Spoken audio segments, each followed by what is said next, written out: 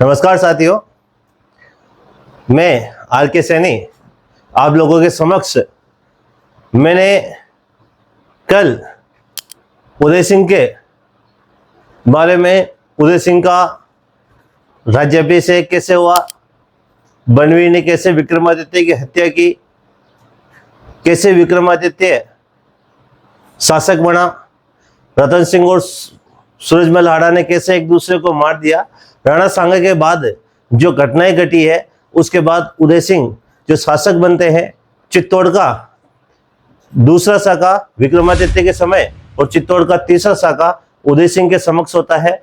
वो सारी घटनाएं मैंने आपको बताई थी।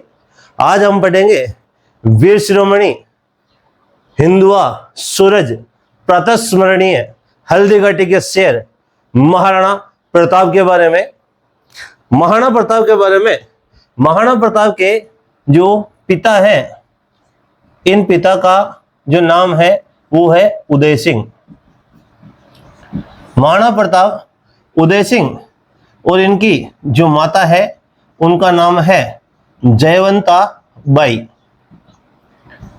ये जयवंता बाई अपने पाली जो है, इस पाली के अखेराज सोनगरा की पुत्री थी। अखेराज सोनगरा, तो अखेराज सोनगरा कहाँ के? पाली के। और उनकी पुत्री कौन है? जयवंता बाई। और जयवंता बाई और पिता उदय सिंह की जो संतान है वो कौन है? महाराणा प्रताप। महाराणा प्रताप के जो पिता है उदय सिंह, ये उदय सिंह एक भटियाणी रानी है, जैसलमेर की थी, इसलिए इसे भटियाणी कहा गया, भटियाणी रानी। और उनका नाम था धीरबाई, भटियाणी रानी धीरबाई। इन भटियाणी रानी धीरबाई के जो पुत्र थे उनका नाम था जगमाल। तो महाराणा प्रताप के पिता उदय सिंह और महाराणा प्रताप की जो माता है वो जयवंता बाई, जो पाली के अखेराज सोनगरा की पुत्र थी। उदय सिंह जी ने अपने जीते जी प्रभाव पड़ा भटियाणी रानी धीरबाई का, और उन्होंने अपना उत्तराधिकारी जगमाल को बना दिया। तो उदय सिंह ने अपना उत्तराधिकारी किससे बनाया? जगमाल को बना दिया। जबकि योग्य कौन थे? महाराणा प्रताप। ये जो जगमाल है ये उदय सिंह के 9वें नंबर के पुत्र थे, मगर भटियाणी रानी जो धीरबाई है वो बहुत ही सुंदर थी, और कोई भी पुरुष होता है वो सुंदर महिला की के प्रभाव के अंदर आता है। मगर एक बहादुर महिला थी जयवंता बाई। कहते हैं कि जो कुंभलगढ़ है अभ्यारण्य, वो भेड़ियों के लिए प्रसिद्ध है। महाराणा प्रताप का जन्म 9 मई 1540 को बादल महल कुंभलगढ़ राजसमंद में होता है। ये बादल महल कटारगढ़ में स्थित है। तो 9 मई 1540, 9 मई 1540 महाराणा प्रताप का जन्म होता है बादल महल। और ये बादल महल है अपने कुंभलगढ़ के अंदर, और कुंभलगढ़ में कहां पर? तो कटारगढ़ में। तो बादल महल कुंभलगढ़ अपने राजसमंद के अंदर 9 मई 1540 को महाराणा प्रताप का जन्म होता है। तो वीर शिरोमणि महाराणा प्रताप का जन्म 9 मई 1540 बादल महल कुंभलगढ़ राजसमंद में होता है। ये जो महाराणा प्रताप का जन्म होता है, और कुंभलगढ़ जो अभ्यारण्य है ये भेड़ियों के लिए प्रसिद्ध है। महाराणा प्रताप जब छोटे थे तब इनको कीका कहा जाता था, कीका। तो महाराणा प्रताप का जो बचपन का नाम है वो कीका है। तो जो कीका जब छोटे थे तब ये जो अभ्यारण्य है भेड़ियों के लिए प्रसिद्ध, छोटे महाराणा प्रताप जो कीका है वो कुंभलगढ़ में घूम रहे थे, खेल रहे थे, तब एक जंगली भेड़िया महाराणा प्रताप के सामने आ जाता है। जयवंता बाई को जो पता चलता है कि ये भेड़िया मेरे पुत्र, मेरे महाराणा प्रताप को, मेरे प्रताप को खा जाएगा, तब जयवंता बाई उस भेड़िए के अटैक करने पर उसके सामने आ जाती है, और उसके दोनों जबड़े पकड़कर जयवंता बाई उस भेड़िए को फाड़ देती है। इसी वीर क्षत्राणी जो महिला है जयवंता बाई, उसका पुत्र था महाराणा प्रताप, जिसको उदय सिंह ने अपना उत्तराधिकारी न बनाकर सुंदर रानी भटियाणी रानी के प्रभाव में उत्तराधिकारी बना दिया जगमाल को। 1572 में गोगुंदा के अंदर में है 28 फरवरी 1572। 28 फरवरी 1572 को गोगुंदा जो है, इस गोगुंदा के अंदर उदय सिंह का निधन होता है और यही उदय सिंह की छतरी है। उदय सिंह की क्या है यहां पर? छतरी। तो गोगुंदा में ही जब महाराणा प्रताप के बारे में पता चलता है कि उत्तराधिकारी तो बना दिया जगमाल को, महाराणा प्रताप को उत्तराधिकारी नहीं बनाया, तब सलूम्बर,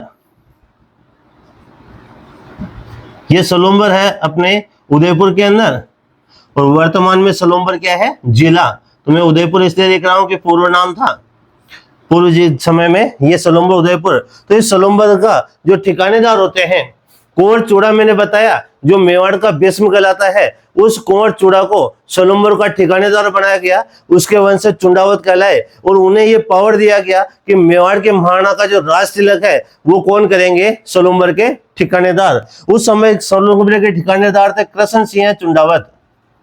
कृष्ण सिंह चुंडावत।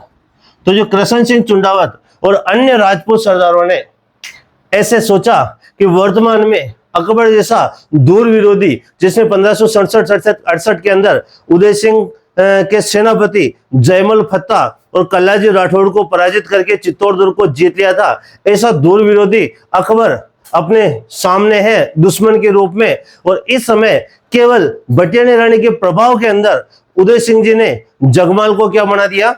उत्तराधिकारी बना दिया। अतः सब जनों ने मिलकर 28 फरवरी 1572 को गोगुंदा के अंदर महाराणा प्रताप का राज तिलक किया। तो महाराणा प्रताप का जो राज तिलक है वो कहां होता है? गोगुंदा के अंदर होता है।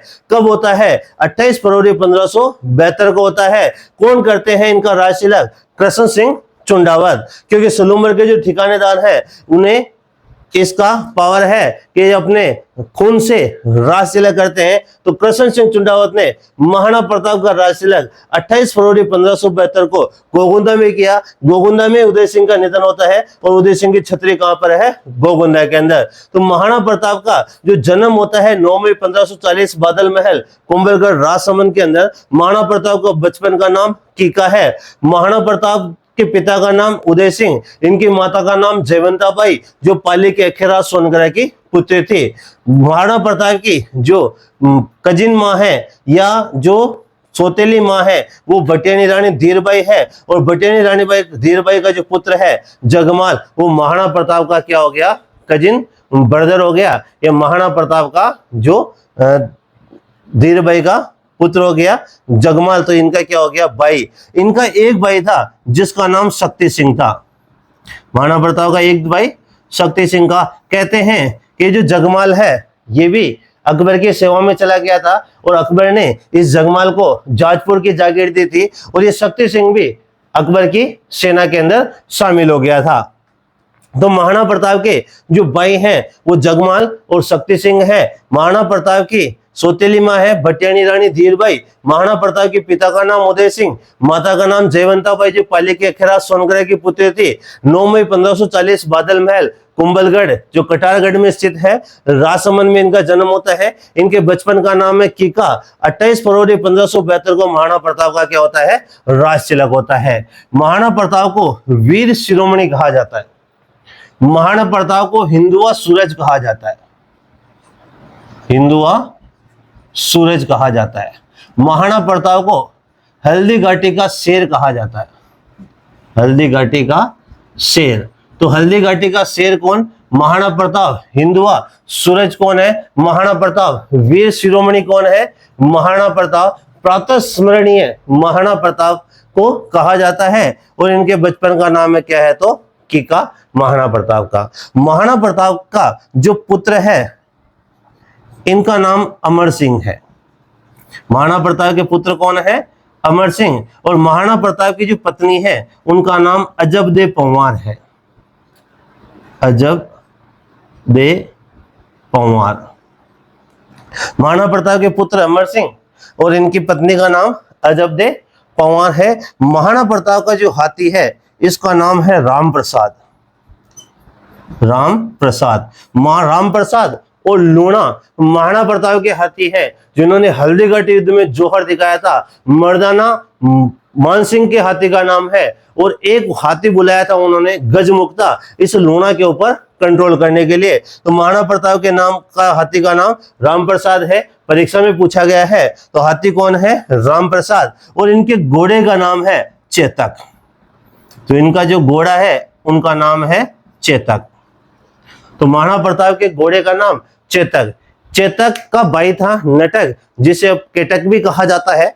तो घोड़ा चेतक, चेतक का भाई नटक या केटक है। सिंध से दो व्यापारी आए थे चेतक और नटक को लेकर, और दोनों बहुत ही पावरफुल घोड़े थे। उनमें महाराणा प्रताप ने चेतक को पसंद किया था, और ये चेतक जो घोड़ा है महाराणा प्रताप के हाथी का नाम क्या है? तो राम प्रसाद है। महाराणा प्रताप का राज तिलक 1572 में होता है, और 19 जनवरी 1597 में महाराणा प्रताप का निधन होता है। तो महाराणा प्रताप का जो निधन है वो 19 जनवरी 1597 में होता है। और इनकी जो छतरी है वो है बांडोली। ये बांडोली है अपने चावंड के अंदर, क्योंकि अंतिम समय में महाराणा प्रताप की राजधानी चावंड थी, और ये चावंड वर्तमान में है सलूम्बर के अंदर। सलूम्बर अब अपने खुद जिला है। तो बांडोली जो चावंड 1597 में महाराणा प्रताप के का क्या होता है? निधन होता है।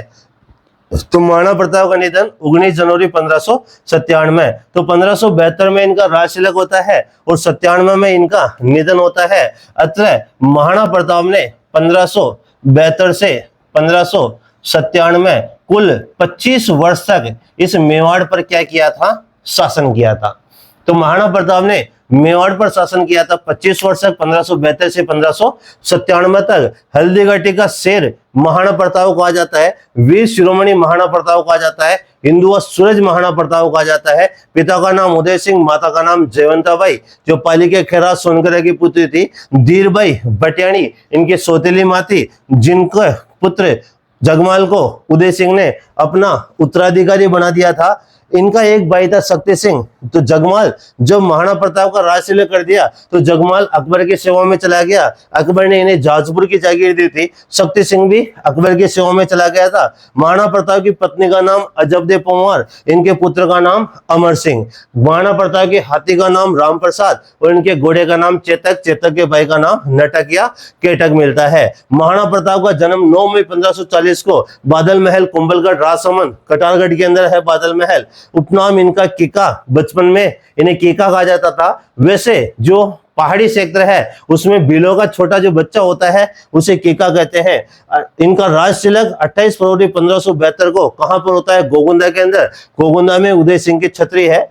महाराणा प्रताप का जो राज तिलक करते हैं वो कृष्ण सिंह चुंडावत करते हैं, सलूम्बर उदयपुर के ठिकानेदार। 19 जनवरी 1597 को बारडोली चावंड अपने पहले राजसमंद और अब कहां पर? तो सलूम्बर। तो सलूम्बर उदयपुर, तो सलूम्बर के अंदर इनका क्या होता है? इनका निधन हो जाता है। यहीं पर महाराणा प्रताप की 8 खंभों की छतरी है।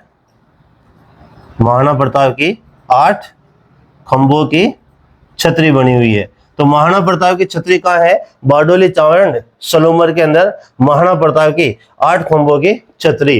84 खंभों की छतरी बूंदी, 80 खंभों की अलवर, 32 खंभों की एक तो मांडल भिलवाड़ा में, एक अपने रणथंभौर सवाई माधोपुर के अंदर। 8 खंभों की छतरी महाराणा प्रताप की। 12 खंभों की छतरी कुंवर पृथ्वीराज की, जो उड़ना राजकुमार है कुंभलगढ़ के अंदर। एक थंबिया जो महल है अपने डूंगरपुर के अंदर है, और 1444 खंभों का जो मंदिर है वो रणकपुर जैन मंदिर अपने रणकपुर पाली के अंदर है।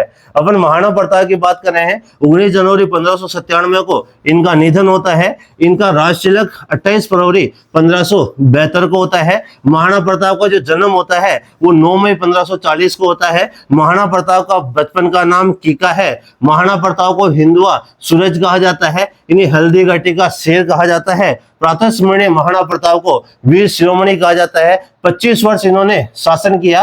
1572 से 1597 में जब इनका निधन हुआ। पिता का नाम उदय सिंह। उदय सिंह ने भटियाणी रानी धीरबाई के प्रभाव में इनके पुत्र जगमाल को उत्तराधिकारी बना दिया था। इनका जगमाल इनका भाई था, शक्ति सिंह भी इनका भाई था। इनकी माता का नाम जयवंताबाई, जो पाली के खेराज सोनगरा की पुत्री थी। पुत्र का नाम अमर सिंह, पत्नी का नाम अजबदे, हाथी राम प्रसाद और घोड़े का नाम क्या है? चेतक। महाराणा प्रताप जब शासक बन जाते हैं, सामने विरोधी कौन है? अकबर। अकबर ने 1568 के अंदर चित्तौड़ का किला जीत लिया था और अब वो महाराणा प्रताप के राज तिलक 1572 होता है 28 फरवरी में। फिर महाराणा प्रताप अकबर को समझाने के लिए एक दूत भेजते हैं। तो दूतों का एक क्रम है जिसको आप ध्यान रखना है। तो अकबर महाराणा प्रताप को समझाने के लिए 4 दूत भेजता है। महाराणा प्रताप ने अकबर को समझाने के लिए 4 दूत भेजे थे, जिसको आपको ऐसे ध्यान रखना है। जाम बट, जाम बट, जाम बट, ऐसे एक मंत्र होता है। तो जाम बट जैसे जलाल खां कोरची, जलाल खां कोरची, ये जो जलाल खां कोरची है, ये सबसे पहले महाराणा प्रताप को समझाने जाता है और नवंबर 1572 में महाराणा प्रताप को समझाने जाता है जलाल खां कोरची। ये महाराणा प्रताप को ऐसे समझाता है कि ऐसे ऐसे करना है, ऐसे ऐसे करना है, मगर महाराणा प्रताप इसकी ज्यादा बात नहीं मानते हैं, ज्यादा इसको तवज्जो नहीं देते हैं। तब अकबर जून 1573 के अंदर, जून 1573 के अंदर वो सोचता है कि अब मुझे उनको भेजना चाहिए जो राजपूत हो। अतः मैं अपने कछावा वंशीय जो राजकुमार है, आमेर का जो राजकुमार है, उनका नाम है मैसे मानसिंह। ये मानसिंह कहाँ के हैं? आमेर का राजकुमार है। तो आमेर के राजकुमार मानसिंह को अकबर महाराणा प्रताप को समझाने भेजता है, मगर इनकी बात भी नहीं मानते हैं। तब अकबर सोचता है कि मानसिंह क्या है? जवान लड़का है। तब आमेर के जो शासक हैं उनका नाम भगवंत दास है। भगवंत दास, भगवान दास, इन्हें भगवान दास के नाम से भी जाना जाता है। ये भगवान दास कहाँ के हैं? आमेर के। तो मानसिंह तो राजकुमार है और भगवान दास क्या है? शासक है। इन्हें भेजते हैं और ये सितंबर 1573 में महाराणा प्रताप को समझाने जाते हैं, मगर महाराणा प्रताप इनकी बात भी नहीं मानता।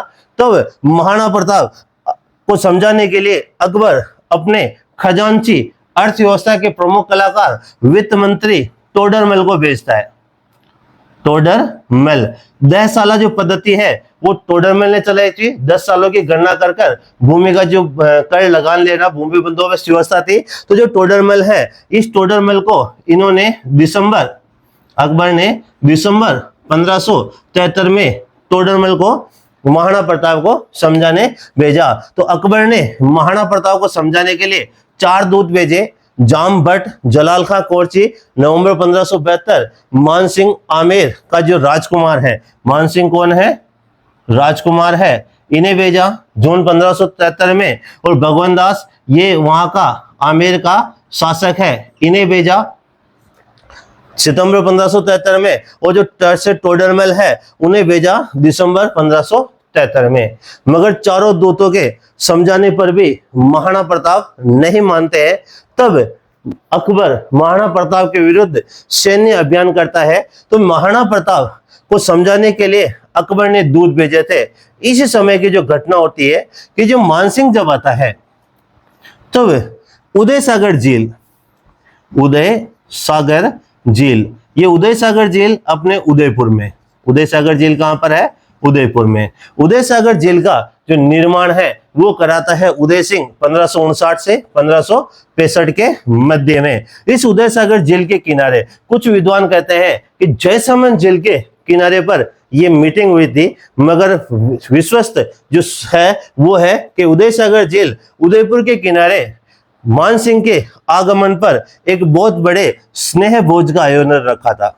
स्नेह भोज का जो आयोजन है वो महाराणा प्रताप ने रखा था उदय सागर झील के किनारे, जब मानसिंह महाराणा प्रताप को समझाने आए थे। मगर महाराणा प्रताप ने स्वयं उस भोज में न जाकर अपने पुत्र अमर सिंह को भेजा था। तो महाराणा प्रताप स्वयं उस भोज में नहीं जाते हैं और अपने पुत्र अमर सिंह को भेजते हैं मान सिंह का स्वागत सत्कार करने के लिए, मान सिंह के साथ में खाना खाने के लिए। मैं तुम्हें एक पहले का एक वर्णन बताता हूं, वो ये है कि एक शासक है जिसका नाम है दुल्हे राय। ये जो दुल्हे राय है, इस दुल्हे राय ने 1137 ईस्वी के अंदर ढूंढाड़ी भाषा बोलने के कारण एक क्षेत्र कहलाता है ढूंढाड़, जयपुर के आसपास का भूभाग ढूंढाड़ कहलाता है। इस ढूंढाड़ क्षेत्र में कच्छावा, तो कच्छावा जो वंश है, इस कच्छावा वंश की स्थापना, ये कच्छावा है ये कुश से बने हैं, भगवान कुश के वंशज है, तो कुश से कुशवाहा और कुशवाहा से कच्छावा हो गए। तो ढूंढाड़ क्षेत्र में कच्छावा वंश की स्थापना की थी दुल्हे राय ने 1137 ईस्वी में। इस दुल्हे राय के बाद में एक शासक आता है जिसका नाम होता है कोकिल देव। ये कोकिल देव 1207 ईस्वी में आमेर की मीणाओं को पराजित करता है और आमेर को क्या बना देता है, राजधानी बना देता है। तो कच्छाओं की जो राजधानी है वो आमेर किसने बनाई, कोकिल देव ने। इस कोकिल देव के बाद में एक शासक बनता है जिसका नाम होता है भारमल। ये भारमल आमेर जो दुर्ग है, इस आमेर दुर्ग का निर्माण कार्य क्या करता है, शुरू करता है। और ये वही भारमल है जिसने अपनी पुत्री हरखाबाई, जिसे कहीं कहीं इतिहास में जोधाबाई के नाम से भी जानते हैं, इस हरखाबाई और जोधाबाई का विवाह कराता है अकबर से 1562 के अंदर। और ये विवाह कराता है ये सांबर में, सांबर अपने जयपुर के अंदर। अपन बात कर रहे हैं कि दुल्हे राय ने 1137 ईस्वी में ढूंढाड़ क्षेत्र में कच्छावा वंश की स्थापना की। कोकिल देव 1207 ईस्वी में आमेर की मीणाओं को रखकर ढूंढाड़ कच्छावा वंश की राजधानी आमेर को बनाता है। फिर इसके बाद एक भारमल शासक बनता है जो आमेर दुर्ग का निर्माण कार्य शुरू कराता है और अपनी पुत्री हरखाबाई, जिसे इतिहास में कहीं कहीं जोधाबाई के नाम से भी पुकारते हैं, उस हरखाबाई का जो विवाह है वो अकबर से कराता है 1562 के अंदर सांबर में, और अकबर की अधीनता स्वीकार करता है। तो सबसे पहले मुगलों की जो अधीनता है वो भारमल ने स्वीकार किए थे और अपनी पुत्री हरखाबाई, जिसे जो का विवाह है 1562 में सांबर में अकबर से कराया। इसी भारमल का जो पुत्र होता है उसका नाम होता है भगवंत दास, और भगवंत दास का जो पुत्र होता है उसका नाम होता है मानसिंह।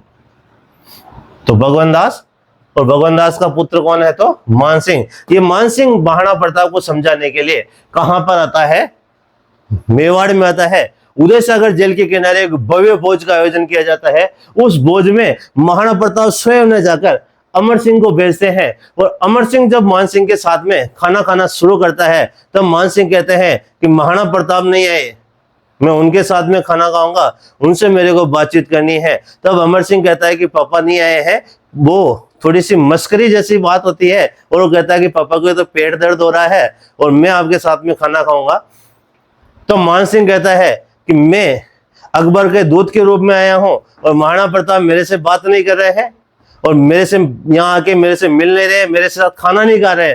तो मेवाड़ के जो पास में जो राजपूत सरदार खड़े थे वो मन में फुसफुसाते हैं कि हे मान सिंह, तू तेरे साथ महाराणा प्रताप खाना खाएंगे, तुमने अपनी बहन बेटियों को मुगलों के साथ हवाले कर दिया, मुगलों से उनकी शादी करा दी, तुमने मुगलों की अधीनता को स्वीकार कर लिया, और महाराणा प्रताप जैसा जो देशभक्त जो शासक है, जो अपनी स्वाधीनता के लिए अपने प्राणों की भी आहुति दे सकता है, ऐसे महाराणा प्रताप क्या तेरे साथ खाना खाएंगे।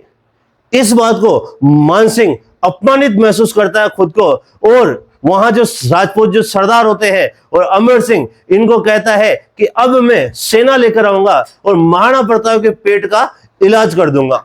ये मैसेज महाराणा प्रताप तक पहुंचता है कि इस तरह से मान सिंह कह रहा है कि सेना लेकर आएगा और आपका पेट दर्द जो तैयार कर देगा। तो फिर महाराणा प्रताप उसे मैसेज कराते हैं कि जा मान सिंह, जा और सेना लेके आ, मैं तेरा मालपुरा के बॉर्डर पर, मालपुरा जो वर्तमान के अंदर टोंक है, जैसे अशोक गहलोत ने नया जिला बनाने के लिए प्रस्तावित किया था, बाद में उनके कुछ जो जिले हैं वो भी हट गए और मालपुरा को भी प्रस्तावित था उसे भी हटा दिया। तो मालपुरा टोंक के अंदर अपने अंतिम बॉर्डर थी मेवाड़ की, जिसे महाराणा प्रताप ने जीता था।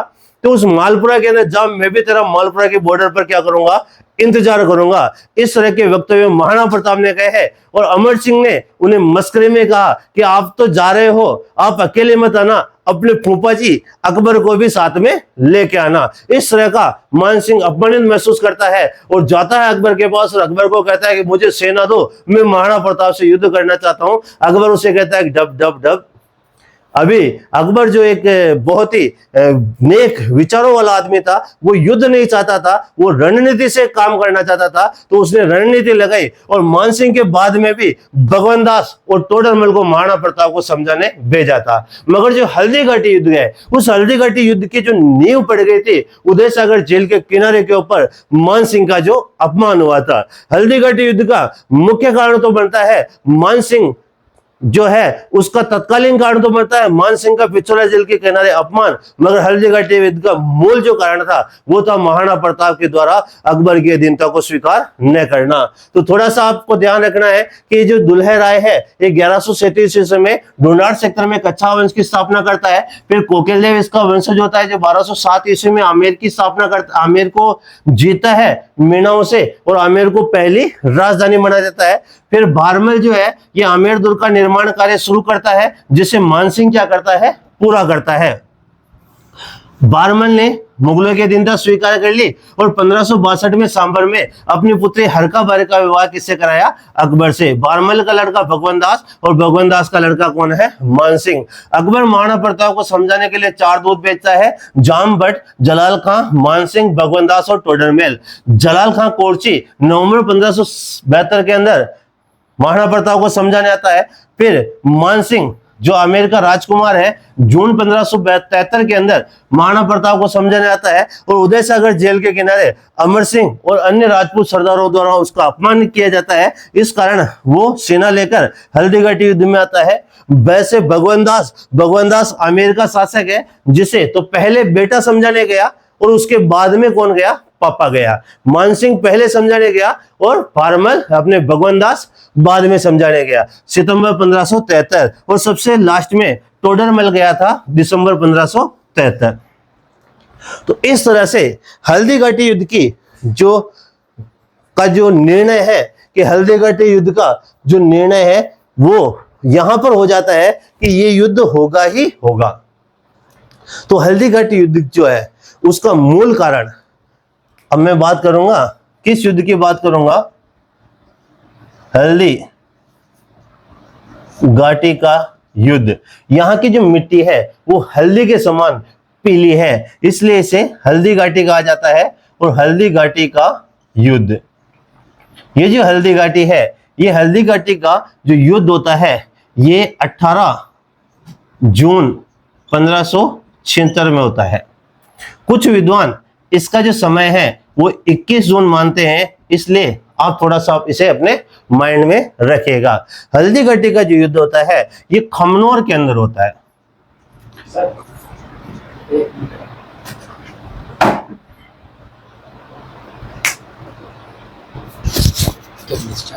हो रहा है ना,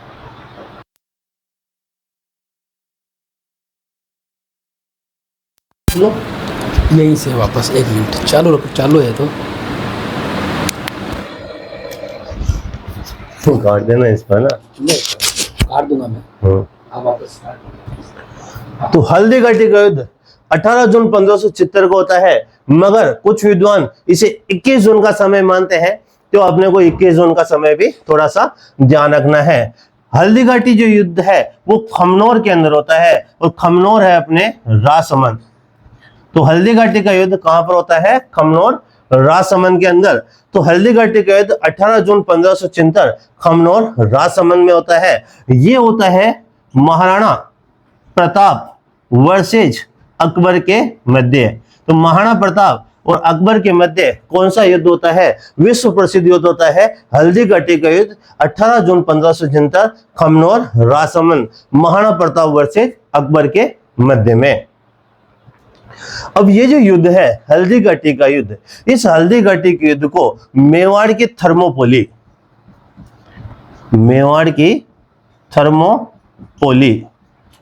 ये थर्मोपोली कहता है colonel James Tod. Colonel James Tod. तो हल्दीघाटी युद्ध को मेवाड़ की थर्मोपोली कहता है कर्नल जेम्स टोड। अपने ईरान का एक शासक होता है, वो आक्रमण करता है यूनान पर, और यूनान में उस समय स्पार्टा का जो शासन होता है, स्पार्टा एक छोटा सा एरिया होता है, उस स्पार्टा का जो लियोनार्डस होता है वो केवल अपने 300 सैनिकों के साथ में ईरान के एक बहुत बड़ी लाखों की सेना से क्या करता है, वो भिड़ता है और जबरदस्त युद्ध करता है, बहुत सारे ईरानी सैनिकों को क्या कर देता है, मार देता है। वो जिस घाटी पे युद्ध होता है उसका नाम है थर्मोपोली। तो कर्नल जेम्स टोड ने जब हल्दीघाटी के बारे में सुना कि महाराणा प्रताप की 8000 सेना ने अकबर की 40,000 सेना को खदेड़ दिया, तब वो कहता है कि ऐसा युद्ध हमारे वहां पर थर्मोपोली में हुआ था, तो ये हल्दीघाटी है वो क्या है, मेवाड़ की थर्मोपोली है। तो मेवाड़ की Thermopylae colonel James Tod Haldighati के युद्ध को कहता है। अबुल फजल, अबुल फजल, ये जो अबुल फजल है, ये अबुल फजल खमनोर में युद्ध हुआ था, इसलिए हल्दीघाटी युद्ध को खमनोर का जो युद्ध है ये कौन कहता है, अबुल फजल। हल्दीघाटी युद्ध को खमनोर का युद्ध अबुल फजल कहता है। हल्दीघाटी युद्ध को कर्नल जेम्स टोड मेवाड़ की थर्मोपोली कहता है, और खमनोर का युद्ध अबुल फजल। अबुल फजल कहता है रणथंभौर सवाई माधोपुर के लिए कि अन्य सब दुर्गंगे हैं और ये बख्तरबंद है। अबुल फजल कुंभलगढ़ राजसमंद के कटारगढ़ी के लिए कहता है कि इतनी बुलंदी पे बना है कि ऊपर देखने पर सर की पगड़ी गिर जाती है। अबुल फजल सोनागढ़ जैसलमेर के लिए कहता है कि यहां पर आपको केवल पत्थर की टांगे ले जा सकती है। घोड़ा कीजिए काठ का, पग कीजिए पाषाण, घोड़ा कीजिए काठ का, पग कीजिए पाषाण, बख्तर कीजिए लोहे का, तब पहुंचे जैसाण। तो जो अबुल फजल है वो सोनागढ़ के लिए कहता है कि यहां पर केवल पत्थर की टांगे ही ले जा सकती है। हल्दीघाटी युद्ध का आंखों देखा वर्णन किया था अल बदायूनी ने, अल बदायूनी, अल बदायूनी ने हल्दीघाटी युद्ध का आंखों देखा वर्णन किया, और इसने गोगुंदा के अंदर उदय सिंह का निधन हुआ, गोगुंदा में महाराणा प्रताप का क्या हुआ था, राजतिलक, इसीलिए अल बदायूनी ने इसे गोगुंदा का युद्ध कहा। तो गोगुंदा का युद्ध हल्दीघाटी को अल बदायूनी ने कहा, खमनोर का युद्ध हल्दीघाटी को अबुल फजल ने कहा, और मेवाड़ की थर्मोपोली कर्नल जेम्स टोड ने कहा। अल बदायूनी मुंतखब उल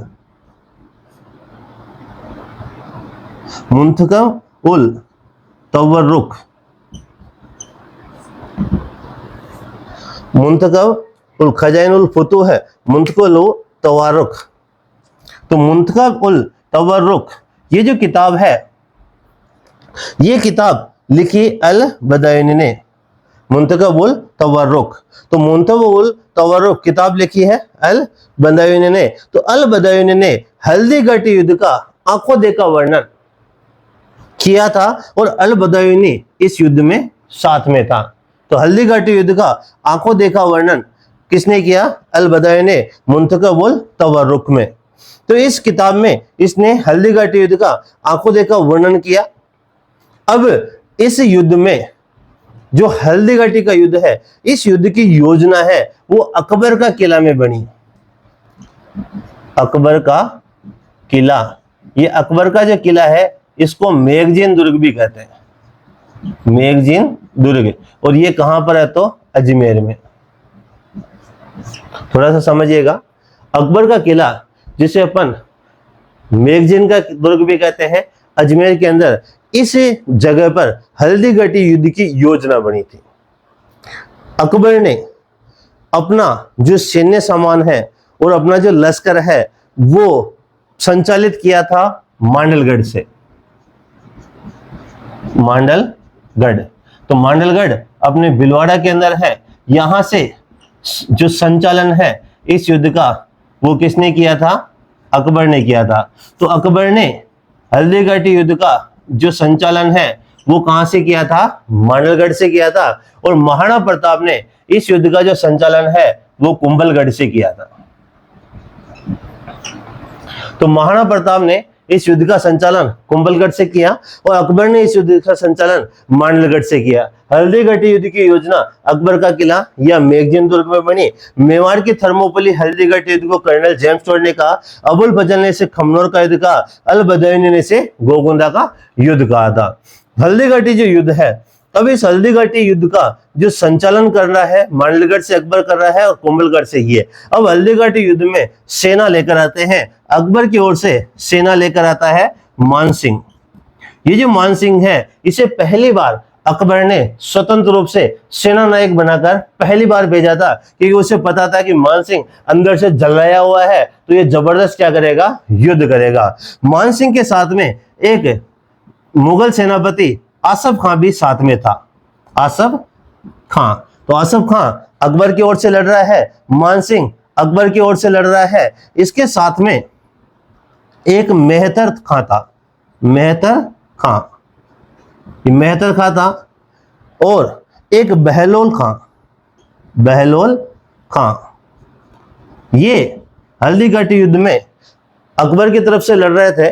प्रताप की तरफ से इस युद्ध में एकमात्र मुगल जो था, एक पात्र जो मुस्लिम था, उसका नाम था हकीम खां सूरी। हकीम खां सूरी, यह हकीम खां सूरी प्रताप की ओर से लड़ा था और इसने तो महाराणा प्रताप की हरावल का नेतृत्व किया था।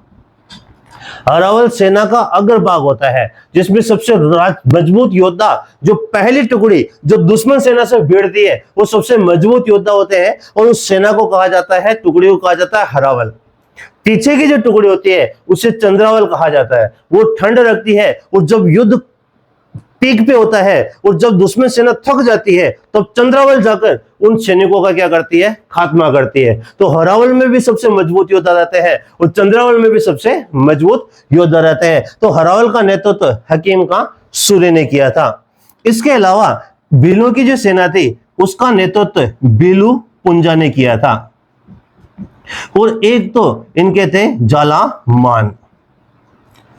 तो जालामान, भीलू पुंजा और हकीम खां सूरी महाराणा प्रताप की तरफ से लड़ रहे थे।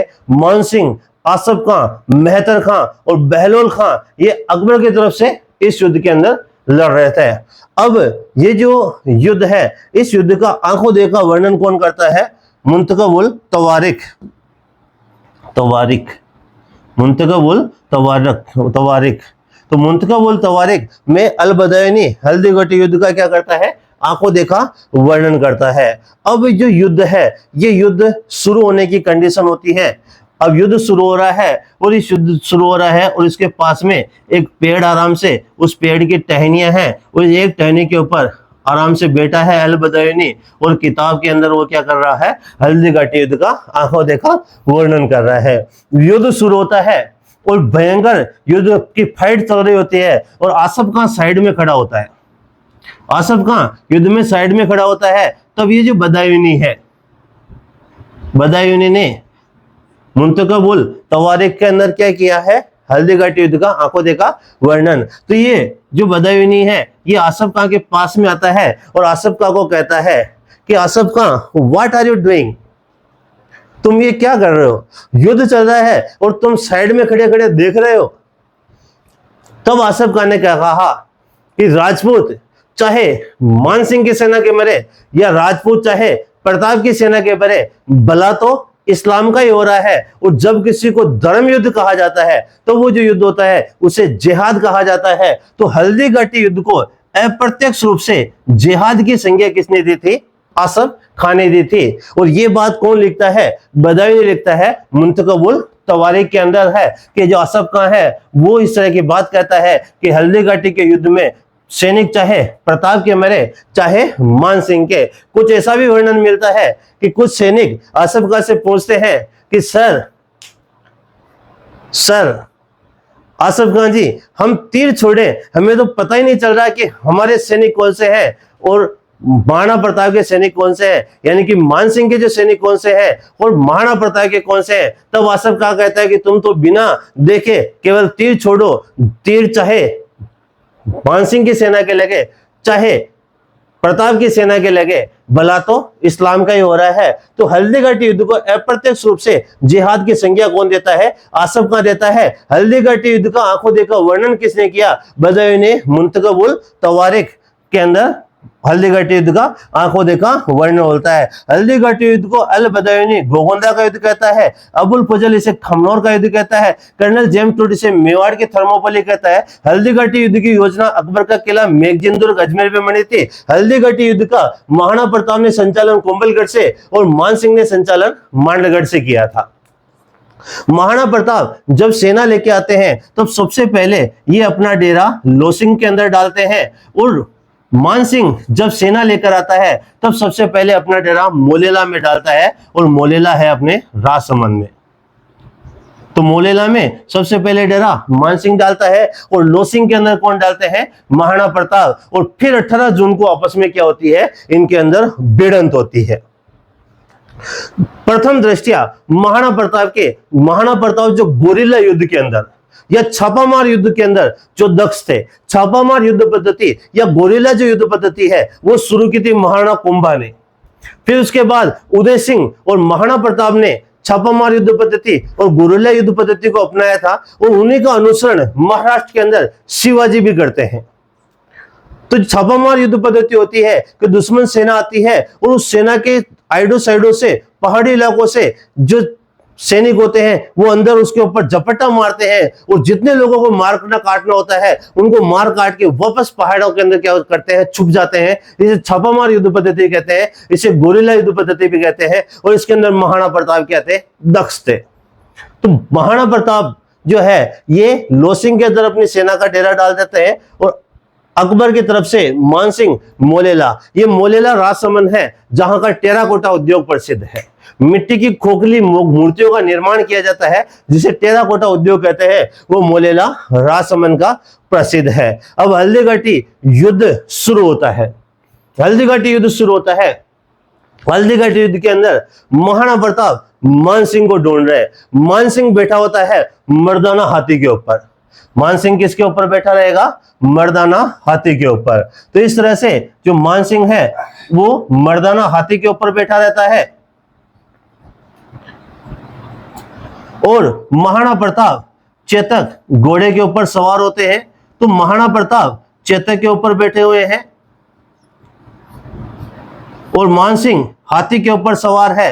अब मान सिंह जब ऊपर बैठा होता है तब महाराणा प्रताप चेतक के एड मारते हैं। अपन जैसे बाइक के ऊपर किक मारते हैं ना, उस तरह से घोड़े के ऊपर एड मारी जाती है, जिससे घोड़ा अपने आगे के पैरों को क्या कर देता है, ऊपर कर देता है। तो इस तरह से हाथी के जो दांत हैं वहां पर घोड़े के पैर हो जाते हैं।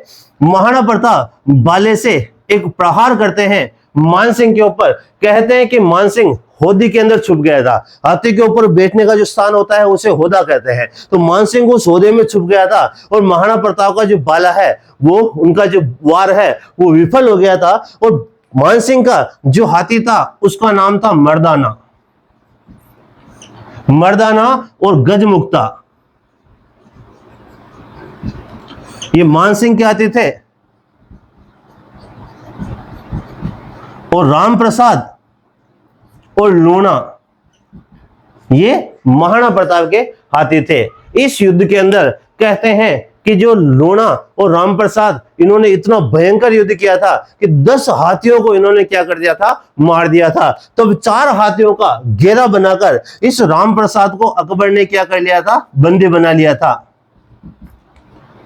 तो अकबर को बंदी बनाकर मान सिंह दिल्ली ले जाता है, और वहां पर अकबर को इसे भेंट करता है और कहता है कि ये बहुत ही खतरनाक हाथी है, इसने अपने 10 हाथियों को मार दिया था। अकबर इस राम प्रसाद का जो नाम है वो पीर प्रसाद रखता है, पीर प्रसाद रखता है। कहते हैं कि जो पीर प्रसाद है वो स्वामी भक्त हाथी था, और अकबर के वहां का एक भी अन्न का दाना इसने नहीं खाया और एक बूंद भी पानी नहीं पी और इसने भूख प्यास से अपना दम तोड़ दिया। ऐसे स्वामी भक्त महाराणा प्रताप का जो हाथी है वो इतनी स्वामी भक्ति निभा सकता है, तो उन वीर शिरोमणि महाराणा प्रताप से अकबर का क्या हो रहा है, युद्ध हो रहा है। महाराणा प्रताप और अकबर के मध्य हल्दी घाटी का युद्ध होता है। 18 जून 1576 को युद्ध होता है। खमनोर की पहाड़ियां राजसमंद के अंदर युद्ध होता है। महाराणा इस हल्दी घाटी युद्ध की योजना अकबर का किला मेघजिन अजमेर में बनाता है। प्रताप इस युद्ध का संचालन कुंभलगढ़ से, अकबर इस युद्ध का संचालन मांडलगढ़ से करते हैं। प्रताप अपनी सेना को लोसिंग के अंदर डेरा डालते हैं, अकबर अपनी सेना का मोलेला में डेरा डालते हैं। हल्दी घाटी युद्ध को मेवाड़ की थर्मोपोली कर्नल जेम्स टोड कहता है, अबुल फजल इसे खमनोर का युद्ध कहता है, अल बदायूनी इसे गोगंदा का युद्ध कहता है। मुंतखब उल तवारीख के अंदर हल्दी घाटी युद्ध का जो आंखों देखा वर्णन है वो अल बदायूनी करता है।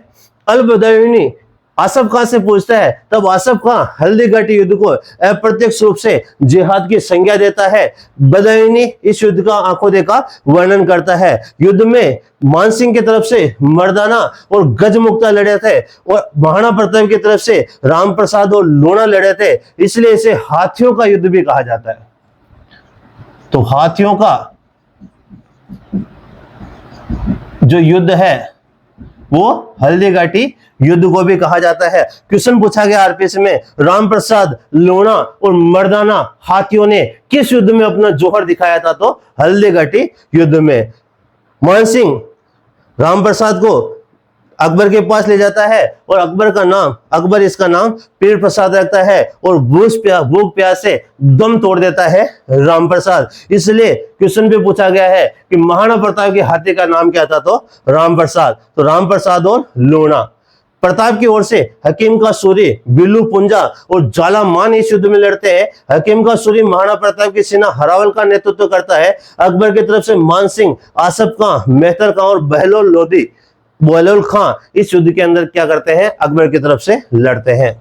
प्रथम दृष्टया महाराणा प्रताप की सेना अकबर की सेना के ऊपर भयंकर प्रहार करती है, तो अकबर के जो कुछ सैनिक हैं वो भगने लगते हैं, क्योंकि महाराणा प्रताप के केवल 8000 जो सैनिक हैं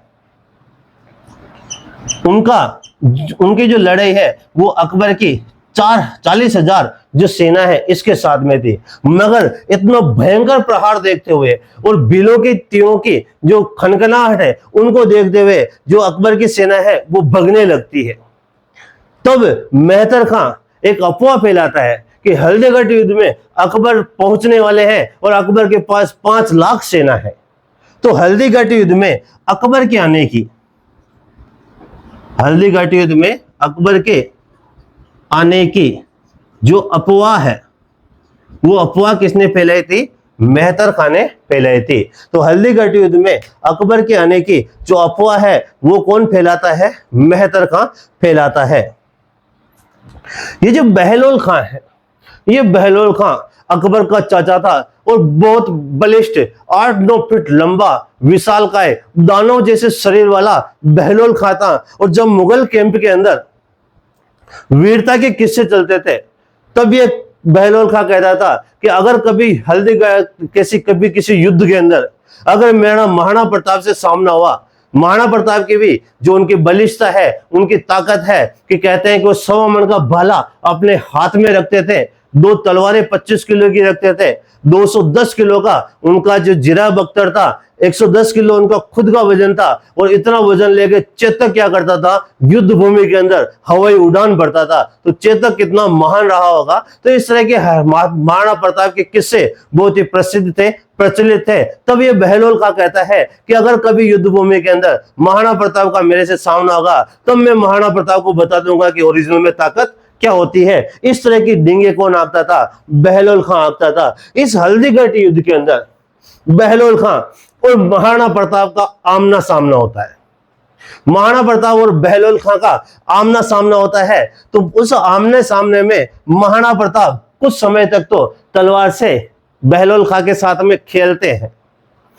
फिर तरतराती हुई उनकी जो आंखें हैं, उन आंखों में 16 धड़कने लगता है और महाराणा प्रताप तलवार का एक वार लगाते हैं और जो बहलोल खां है, उस बहलोल खां के जिरह बख्तर यानी कि बहलोल खां का कवच जो पहने होता है, टोप जो पहने होता है, उसके सहित और उसका जो घोड़ा जिसके ऊपर वो बैठा होता है, तो महाराणा प्रताप एक वार से जिरह बख्तर और घोड़े सहित बहलोल खां के क्या कर देते हैं, दो टुकड़े कर देते हैं। इस तरह की जो पेंटिंग है वो वर्तमान के अंदर अपने जो उदयपुर के अंदर उदय सिंह ने सिटी पैलेस बनाया, उसके अंदर बहुत ही भव्य इसकी एक पेंटिंग बनी हुई है। आप कभी अगर उदयपुर का राजमहल देखने जाए तो वहां पर देखें, और ये जो इस युद्ध का जो वर्णन है, उस युद्ध के अंदर महाराणा प्रताप ने बहलोल खां के जिरह बख्तर सहित और किसके साथ में, घोड़े के साथ में दो टुकड़े कर दिए थे। तो महाराणा प्रताप की जो सूरवीरता है और ताकत का आभास आप इस तरह से लगा सकते हैं कि हल्दी घाटी युद्ध में बहलोल खां के महाराणा प्रताप ने जिरह बख्तर और घोड़े सहित महाराणा प्रताप ने तलवार के एक वार से क्या कर दिए थे, दो टुकड़े कर दिए थे। तो ऐसा जो सेना नायक अगर किसी सेना में होता है तो कुछ जो सेना होती है वो भी एक बहुत बड़ी सेना से भिड़ जाती है और उससे क्या कर देती है, हरा देती है।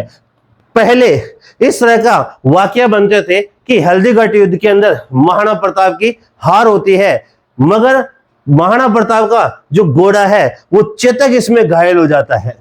मैंने बताया कि महाराणा प्रताप वार करते हैं मान सिंह के ऊपर, मान सिंह होदे में छुप जाता है, महाराणा प्रताप का वार निष्फल चला जाता है, निष्फल चला जाता है। तब जो मान सिंह का जो हाथी था मर्दाना, इसकी सूंड के अंदर तलवार होती है और उस तलवार से ये चेतक की एक टांग को क्या कर देता है, जख्मी कर देता है, उस टांग को क्या कर देता है, काट देता है।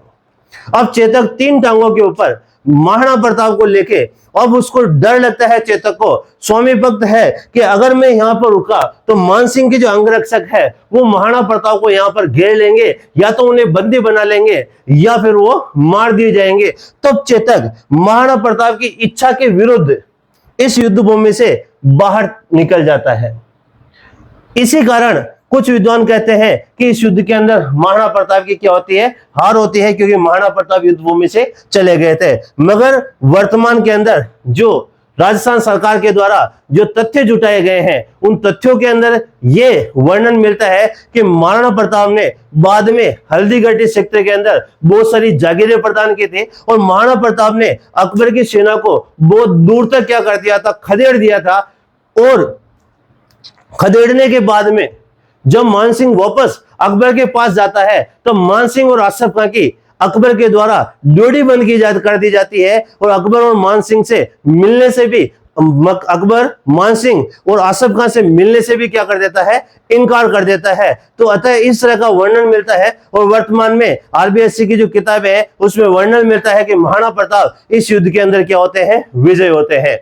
महाराणा प्रताप जब इस युद्ध भूमि से बाहर चेतक जाता है तब महाराणा प्रताप का जो छत्र है, जैसे राणा सांगा का छत्र बिंदा अपने जाला अज्जा ने धारण किया था, उस तरह से महाराणा प्रताप का छत्र बिंदा के जाला मान ने धारण किया था, इसलिए इन्हें जाला बिंदा भी कहते हैं। तो महाराणा प्रताप का जो छत्र है वो कौन धारण करता है, जाला मान या जाला बिंदा धारण करते हैं।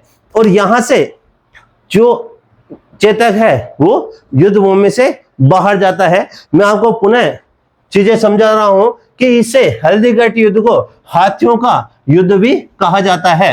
हल्दीघाटी युद्ध की योजना अकबर का किला जिसे मेगजिन दुर्ग कहते हैं अजमेर में बनी थी।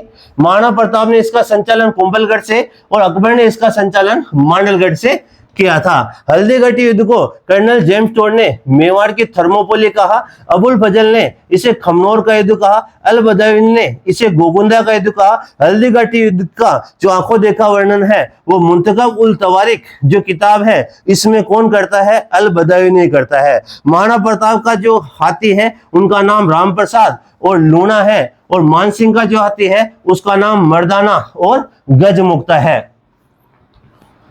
बदावी ने हल्दीघाटी युद्ध का आंखों देखा वर्णन किया था और हल्दीघाटी जो युद्ध है इसे अप्रत्यक्ष रूप से जिहाद की संज्ञा कौन देता है, अपने आसफ खां देता है। अकबर के आने की जो झूठी अफवाह है वो कौन फैलाता है? मेहतर खां फैलाता है। और महाराणा प्रताप ने तलवार के एक वार से जीरा बख्तर और घोड़े सहित बहलोल खां के क्या कर दिए थे? 2 टुकड़े कर दिए थे। ये अपन हल्दीघाटी युद्ध की बात कर रहे हैं। तब हल्दीघाटी युद्ध में जब महाराणा प्रताप युद्ध भूमि से बाहर घोड़ा चेतक उन्हें लेके जाता है, तब एक स्थान है जिसका नाम है बलीचा। ये बलीचा है अपने खमनोर में, और खमनोर है राजसमंद। तो बलीचा, खमनोर, राजसमंद, ये जो खमनोर तहसील है पूरी, तो खमनोर चली रहा है। तो खमनोर राजसमंद के अंदर, बलीचा के अंदर 3 टांगों से 22 गज का नाला चेतक पार करता है, और बलीचा के अंदर यहां पर चेतक का क्या हो जाता है? निधन हो जाता है। और यहीं पर चेतक की छतरी बनी हुई है, जहां पर अश्व महोत्सव आयोजित होता है। अश्व महोत्सव। तो अश्व महोत्सव कहां आयोजित होता है? बलीचा, खमनोर, राजसमंद के अंदर, जहां पर चेतक की क्या बनी हुई है? छतरी बनी हुई है। यहीं पर 22 गज का नाला 3 टांगों से पार करके चेतक गिर गया था, और चेतक की यहां पर क्या बनी हुई है? छतरी बनी हुई है। अगर मैं बात करूं कि अश्व समारोह है, तो अश्व पाली में मनाया जाता है। तो अश्व समारोह पाली, अश्व महोत्सव कहां मनाया जाता है? बलीचा, खमनोर, राजसमंद। अश्व समारोह पाली। सर्वाधिक जो घोड़े हैं वो बाड़मेर के प्रसिद्ध हैं। तो सर्वाधिक घोड़े कहां पर? बाड़मेर। बाड़मेर के अंदर एक मालानी किस्म है या मालानी नस्ल है, उसके घोड़े प्रसिद्ध है। घोड़ों का तीर्थ, घोड़ों का तीर्थ, घोड़ों का जो तीर्थ है वो कहा जाता है आलम जी का दौरा। आलम जी का दौरा, ये आलम जी का दौरा, जिसे दोरी मन्ना भी कहते हैं, दोरी मन्ना। और ये दोरी मन्ना है अपने बाड़मेर के अंदर। तो आलम जी का दौरा और दोरी मन्ना जो बाड़मेर है, इसे घोड़ों का तीर्थ कहते हैं। सर्वाधिक घोड़े कहां पर? बाड़मेर में। अश्व समारोह कहां मनाया जाता है? पाली में। और अश्व महोत्सव कहां मनाया जाता है? बलीचा, खमनोर, राजसमंद। घोड़े पर बैठकर राइड करना हॉर्स सफारी कहलाता है। Horse safari. हॉर्स सफारी अपने पुष्कर की प्रसिद्ध है। हॉर्स सफारी पुष्कर, और पुष्कर अपने अजमेर की प्रसिद्ध है। घोड़े के ऊपर बैठकर सफारी करना हॉर्स सफारी, पुष्कर अजमेर की प्रसिद्ध है। हाथी पर बैठकर सफारी करना एलिफेंट सफारी अपने आमेर जयपुर की प्रसिद्ध है। ऊंट पर बैठकर सफारी करना कैमल सफारी समगांव जैसलमेर की प्रसिद्ध है। नाइट में अपन शेर चीतों को देख सकते हैं। तो नाहरगढ़ जयपुर की नाहरगढ़ जयपुर के अंदर अपनी लोयन सफारी है। तो लोयन को अपन खुले में देख सकते हैं। तो लोयन सफारी कहां पर है? नाहरगढ़ जयपुर के अंदर। नाइट में अपन खुले रूप में शेरों को देख सकते हैं। तो नाइट सफारी अपने जो टाइगर प्रोजेक्ट है रणथंभौर सवाई माधोपुर, तो रणथंभौर सवाई माधोपुर के अंदर night safari. लोयन safari Nahargarh Jaipur के अंदर। हॉर्स सफारी पुष्कर अजमेर के अंदर। एलिफेंट सफारी आमेर जयपुर के अंदर। और कैमल सफारी समगांव जैसलमेर की प्रसिद्ध है। वाटर सफारी अपने जो चंबल अभ्यारण्य है, इसके अंदर चंबल नदी के ऊपर सफारी करने का आनंद होता है नावों के ऊपर। तो जो वाटर सफारी है वो चंबल अभ्यारण्य कोटा की प्रसिद्ध है। वाटर सफारी चंबल अभ्यारण्य कोटा की प्रसिद्ध है। नाइट सफारी अपने रणथंभौर अभ्यारण्य सवाई माधोपुर। नाहरगढ़ जो जयपुर है यहाँ की lion safari. Elephant safari Amer की अपने प्रसिद्ध है। Camel safari Samgaon Jaisalmer. और हॉर्स सफारी कहाँ की प्रसिद्ध है? पुष्कर अजमेर की प्रसिद्ध है। घोड़े की मजार तारागढ़ बूंदी के अंदर है। घोड़े की तारागढ़ अजमेर में है। घोड़े की मजार, ये जो घोड़े की मजार है ये अपने तारागढ़ अजमेर के अंदर है। मीरान साहब की दरगाह और तारागढ़ अजमेर के अंदर है घोड़े की मजार। घोड़े की मजार तारागढ़ अजमेर में। हॉर्स सफारी पुष्कर अजमेर में। घोड़ों का तीर्थ आलम जी का दौरा दोरी मन्ना बाड़मेर को कहा जाता है। सबसे ज्यादा घोड़े राजस्थान में बाड़मेर के हैं और मालानी किस्म के घोड़े प्रसिद्ध है। अश्व समारोह मनाया जाता है पाली में, जबकि अश्व महोत्सव कहाँ मनाया जाता है? बलीचा के अंदर, जहां पर चेतक की क्या है? छतरी है। अपन बात कर रहे हैं कि जो जाला बिंदा है या बिंदा के जो जाला मान है, उन्होंने महाराणा प्रताप का क्या किया था? छत्र दान किया था। इसी तरह से जाला अज्जा ने खानवा के युद्ध में राणा सांगा का छत्र धारण किया था। तो यहाँ कौन करता है? झालामान या विदा के झालामान। ये जो खमनोर है ये खमनोर राजसमंद, और जो मोलेला है ये मोलेला भी है राजसमंद, मोलेला राजसमंद। इस मोलेला राजसमंद का टेराकोटा उद्योग प्रसिद्ध है, टेराकोटा। तो टेराकोटा उद्योग राजसमंद का प्रसिद्ध है। मोलेला का ये क्या होता है? मिट्टी की खोखली मूर्तियों का निर्माण किया जाता है, मिट्टी की मूर्तियां। तो मिट्टी की जो मूर्तियां हैं वो कहाँ बनाई जाती है? मोलेला राजसमंद। जो कौन सा उद्योग है? टेराकोटा उद्योग है। ये जो अपने खमनोर है राजसमंद के अंदर, इस खमनोर राजसमंद के अंदर चार भुजा देवी का मंदिर है, चार भुजा देवी। तो चार भुजा देवी का मंदिर राजस्थान के अंदर कहां पर है? खमनोर राजसमंद। चार भुजा नाथ जो है वो उनका मंदिर है गढ़बोर राजसमंद के अंदर। तो चार भुजा का मंदिर कहां पर है? गढ़बोर राजसमंद के अंदर, जिसे राजस्थान का चार धाम कहा जाता है।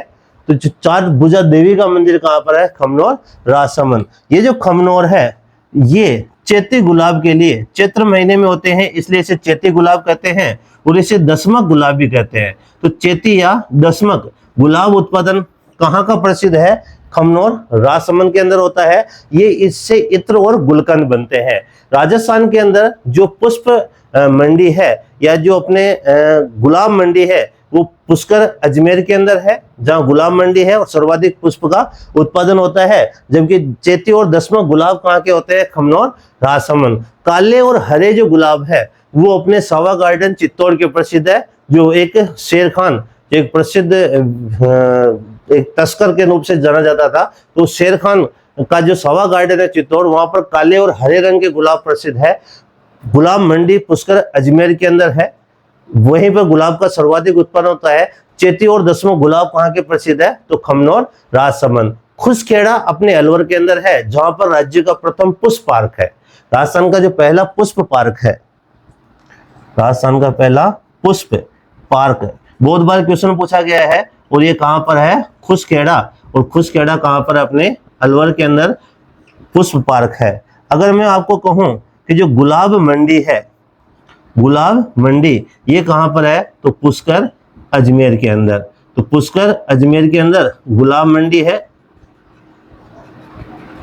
पुष्कर अजमेर में गुलाब मंडी, पुष्प पार्क खुसखेड़ा। अलवर के अंदर चैती और दसमक गुलाब कहाँ होते हैं? खमनोर राजसमंद के अंदर होते हैं। मोलेला का कौन सा उद्योग प्रसिद्ध है?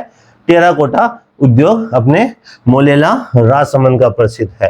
कहते हैं कि जब महाराणा प्रताप जब युद्ध भूमि से बाहर गए थे, तो युद्ध भूमि से बाहर गए थे तब उनके पीछे मान सिंह के कुछ अंगरक्षक महाराणा प्रताप के पीछे गए थे, और वो पीछे जब ये नाला पार करके महाराणा प्रताप का चेतक जो घायल हो गया और गिर गया, जहां पर चेतक की समाधि है, यहां पर महाराणा प्रताप का एक भाई जिसे अपन शक्ति सिंह के नाम से जानते हैं, इस शक्ति सिंह महाराणा प्रताप से मिलता है। ये जब सोचता है, वैसे शक्ति सिंह अकबर की सेना में था, मगर ये सोचता है कि महाराणा प्रताप का जो घोड़ा चेतक है वो घायल है, और महाराणा जो प्रताप के पीछे अकबर के जो अंगरक्षक गए हैं, मान सिंह के जो अंगरक्षक गए हैं, अकबर की सेना के जो अंगरक्षक हैं वो गए हैं, और ये महाराणा प्रताप को नुकसान पहुंचा सकते हैं। जब वो घोड़े पर नहीं रहेंगे तब शक्ति सिंह पीछे जाता है और उन अंगरक्षकों को शक्ति सिंह मारता है और महाराणा प्रताप को अपना घोड़ा देता है। कहते हैं गिरधर आसिया, गिरधर आसिया, गिरधर आसिया, गिरधर आसिया ने एक पुस्तक लिखी है जिसका नाम है सगत सिंह रासो, सगत सिंह रासो। तो सगत सिंह रासो किताब लिखी है गिरधर आसिया। इस किताब के अंदर शक्ति सिंह और महाराणा प्रताप के मध्य जो भरत मिलाप हुआ था, दोनों भाई आपस में फूट फूट के रोए थे। शक्ति सिंह कहता है कि हे महाराणा प्रताप, मेरे से गलती हो गई और मैं अकबर की सेना में चला गया, मुझे माफ कर दो भैया। महाराणा प्रताप कहते हैं कि कोई बात नहीं, आप मेरे गले लग जा। जिस तरह से भरत और राम आपस में मिलकर एक दूसरे से गले लगकर फूट फूट कर रोए थे, उसी तरह का भरत मिलाप महाराणा प्रताप और शक्ति सिंह का बलीचा खमनोर राजसमंद के अंदर होता है। और इसका वर्णन गिरधर आसिया अपनी पुस्तक सगत सिंह रासो में करता है। ये जो बात है ये अमर काव्य वंशावली में मिलती है, और राज प्रशस्ति जो राज सिंह ने लिखी उसका इसमें भी इसका वर्णन मिलता है। तो यह है गिरधर आसिया, जिसने सगत सिंह रासो लिखा है। एक कवि है जिनका नाम है आसिया मोड़जी। आसिया मोड़जी। इन आसिया मोड़जी ने पब्बू प्रकाश लिखा है। पब्बू जी के जीवन पर जो आधारित ग्रंथ है उसका नाम है पब्बू प्रकाश। तो पब्बू प्रकाश आसिया मोड़जी ने लिखा है और गिरधर आसिया ने क्या लिखा है, सगत सिंह रासो, जिसमें महाराणा प्रताप और शक्ति सिंह के भरत मिलाप का क्या मिलता है, वर्णन मिलता है। तो इस तरह से महाराणा प्रताप यहां से बलीचा और फिर बलीचा से वापस कुंभलगढ़ चले गए, जहां से इन्होंने इस युद्ध का क्या किया था, संचालन किया था। महाराणा प्रताप कुंभलगढ़ चले गए और मानसिंह यहां से वापस कहां चले गए, अकबर की सेवा में चले गए। अकबर ने मानसिंह और आसफ खां की ड्योढ़ी बंद कर दी थी, इनकी शक्ल देखने से भी मना कर दिया था, क्योंकि अकबर ने पूछा कि हल्दीघाटी युद्ध में क्या हुआ, क्या तुम महाराणा प्रताप को तुमने मार दिया, क्या महाराणा प्रताप को तुमने जिंदा पकड़ लिया। जब उन्हें कहा गया कि न तो महाराणा प्रताप को हम पकड़ पाए, नहीं उन्हें हम मार पाए, और महाराणा प्रताप तो वैसे के वैसे ही हैं, तो ऐसी कंडीशन के अंदर अकबर ने इनकी क्या कर दी थी, ड्योढ़ी बंद कर दी थी। अब इसके बाद में महाराणा प्रताप कुंभलगढ़ में जाते हैं। कुंभलगढ़ में वापस योजनाएं बनाते हैं, युद्ध करने की योजना बनाते हैं, अपने सैन्य जो सुविधाएं होती है उनको बढ़ाते हैं। और अकबर शाहबाज खां के नेतृत्व में, अकबर का एक विश्वस्त सेनानायक है जिसका नाम शाहबाज खां है, और कहते हैं कि शाहबाज खां किसी युद्ध के अंदर नहीं आ रहा था, तो अकबर शाहबाज खां के नेतृत्व में एक बहुत बड़ा अभियान महाराणा प्रताप के विरुद्ध भेजता है, और वो कहलाता है कुंभलगढ़ का युद्ध। तो ये इसमें अपन बात कर रहे हैं कि हकीम का सूरी हरावल का नेतृत्व कर रहा है, बीलू पुंजा जालामान जो छत्र धारण करता है, मान सिंह अकबर की तरफ से, आसफ खां, मेहतर खां, बहलोल खां, मोलेला राजसमंद का टेराकोटा उद्योग, चार भुजा देवी का मंदिर खमनोर राजसमंद, चेत्योर दसवें गुलाब खमनोर राजसमंद, खुसकेड़ अलवर के अंदर पुष्प पार्क है, घोड़े की मजार तारागढ़ अजमेर में, होर सफारी पुष्कर अजमेर में, घोड़ों का तीर्थ आलमजी का दौरा दोरीमुन्ना बाड़मेर के अंदर, सर्वाधिक घोड़े बाड़मेर में, बलीचा खमनोर राजसमंद के अंदर, अश्व महोत्सव मनाया जाता है, जबकि अश्व समारोह सारंगवास पाली में। महाराणा प्रताप और शक्ति सिंह का जो भरत मिलाप है वो गिरधर आसिया ने अपनी रचना सगत सिंह रासो, अमर काव्य, वंशावली और राज प्रशस्ति में मिलता है। इस तरह से इस हल्दीघाटी युद्ध का क्या होता है, एंड होता है। और हल्दीघाटी युद्ध के बाद में महाराणा प्रताप के विरुद्ध अकबर के द्वारा एक बहुत बड़ा सैन्य अभियान भेजा जाता है, और उस सैन्य अभियान का जो मुख्य केंद्र होता है वो होता है अपने कुंभलगढ़। ये कुंभलगढ़ है अपने राजसमंद के अंदर। तो कुंभलगढ़ कहाँ है, राजसमंद। तो कुंभलगढ़ का जो युद्ध होता है, ये युद्ध होता है 1578 के अंदर। इस युद्ध में सामने होते हैं महाराणा प्रताप और उनके विपक्ष में होता है अकबर का सेना नायक शाहबाज खां।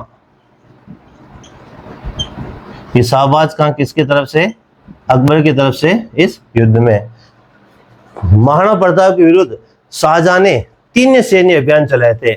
एक सैन्य अभियान इन्होंने 77 में चलाया था, एक 78 में चलाया था, और एक 79 या 79 में चलाया था। तो जो कुंभलगढ़ का युद्ध होता है 1578 में कुंभलगढ़ राजसमंद में, यहाँ महाराणा प्रताप और शाहबाज खां यानी कि अकबर के बीच में होता है।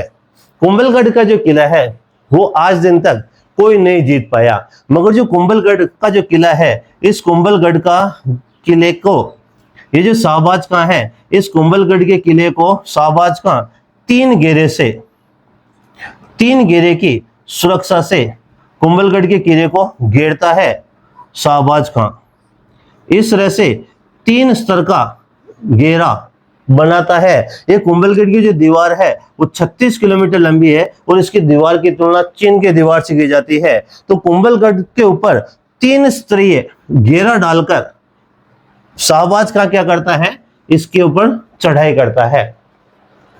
इस दुर्ग को महाराणा प्रताप यहां से अब महाराणा प्रताप यहां से इस 3 स्तरीय घेरे को तोड़कर यहां से बाहर निकल जाते हैं, और शाहबाज खां के नेतृत्व में इस दुर्ग को क्या कर लिया जाता है, जीत लिया जाता है। तो इस दुर्ग को जो जीता है वो किसने जीता, शाहबाज खां ने। तो विभिन्न युद्धों में केवल एक बार जो जीता गया दुर्ग है वो कौन सा दुर्ग है, शाहबाज खां के नेतृत्व में 1578 में अकबर की सेना ने जीता था। और किस दुर्ग को जीता था? तो कुंभलगढ़ के दुर्ग को जीता था। राजस्थान में सर्वाधिक जो आक्रमण है वो तारागढ़ पे हुए हैं, और तारागढ़ अपने अजमेर, तो तारागढ़ अजमेर पर सर्वाधिक आक्रमण हुए हैं, इसलिए इसे राजस्थान का जिब्राल्टर कहते हैं। तो सर्वाधिक आक्रमण के कारण राजस्थान का जिब्राल्टर बिशप हेबर ने किसे कहा? तारागढ़ अजमेर को कहा। राजस्थान का जो दूसरा जिब्राल्टर है वो कहा जाता है बयाना को, और बयाना है अपने भरतपुर में। राजस्थान का दूसरा जिब्राल्टर किसे कहते हैं? बयाना भरतपुर को कहते हैं। और राजस्थान का एकमात्र जो अजय दुर्ग है, राजस्थान का एकमात्र अजय दुर्ग है वो है लोहागढ़, और लोहागढ़ अपने भरतपुर के अंदर। तो लोहागढ़ भरतपुर राजस्थान का एकमात्र अजय दुर्ग है। इस दुर्ग को 1733 ईस्वी के अंदर सूरजमल जाट ने बनाया था। सूरजमल जाट ने, तो सूरजमल जाट ने राजस्थान का एकमात्र अजय दुर्ग सूरजमल जाट ने बनाया, और सूरजमल जाट ने बनाया 1733 के अंदर। तो सूरजमल जाट 1733 में राजस्थान का एकमात्र अजय दुर्ग लोहागढ़ भरतपुर का निर्माण करता है, और ये लोहागढ़ मिट्टी से बना राजस्थान का एकमात्र किला है। राजस्थान का सर्वाधिक आक्रमण के कारण राजस्थान का जिब्राल्टर बिशप हेबर ने तारागढ़ अजमेर को कहा, और दूसरे सबसे ज्यादा आक्रमण बयाना भरतपुर में हुए हैं। बयाना भरतपुर के अंदर राजस्थान का प्रथम विजय स्तंभ बनाया था समुद्रगुप्त ने।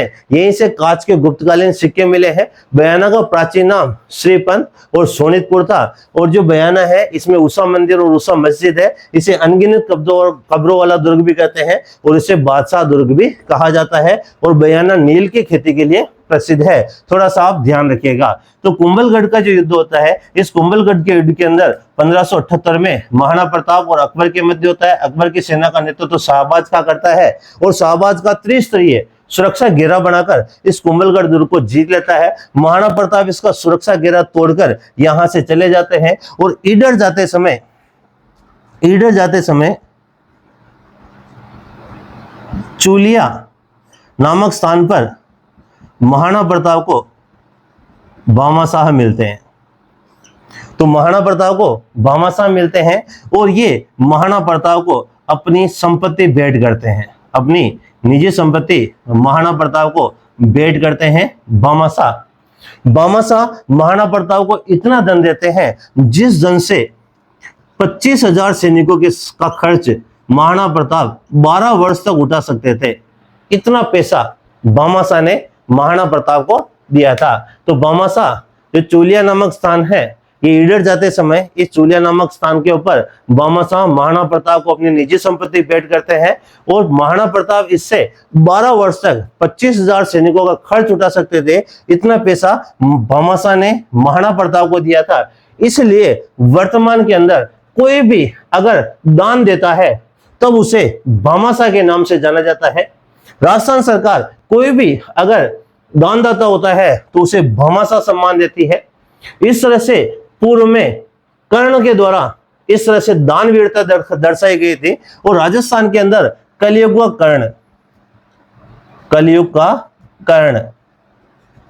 का जो कर्ण है वो लोण कर्ण को कहा जाता है, लोण कर्ण। तो दानवीरता के कारण कलियुग का कर्ण लोण कर्ण को कहा जाता है, और ये लोण कर्ण बीकानेर का शासक है। मुंशी देवी प्रसाद ने राजपुताने का कर्ण,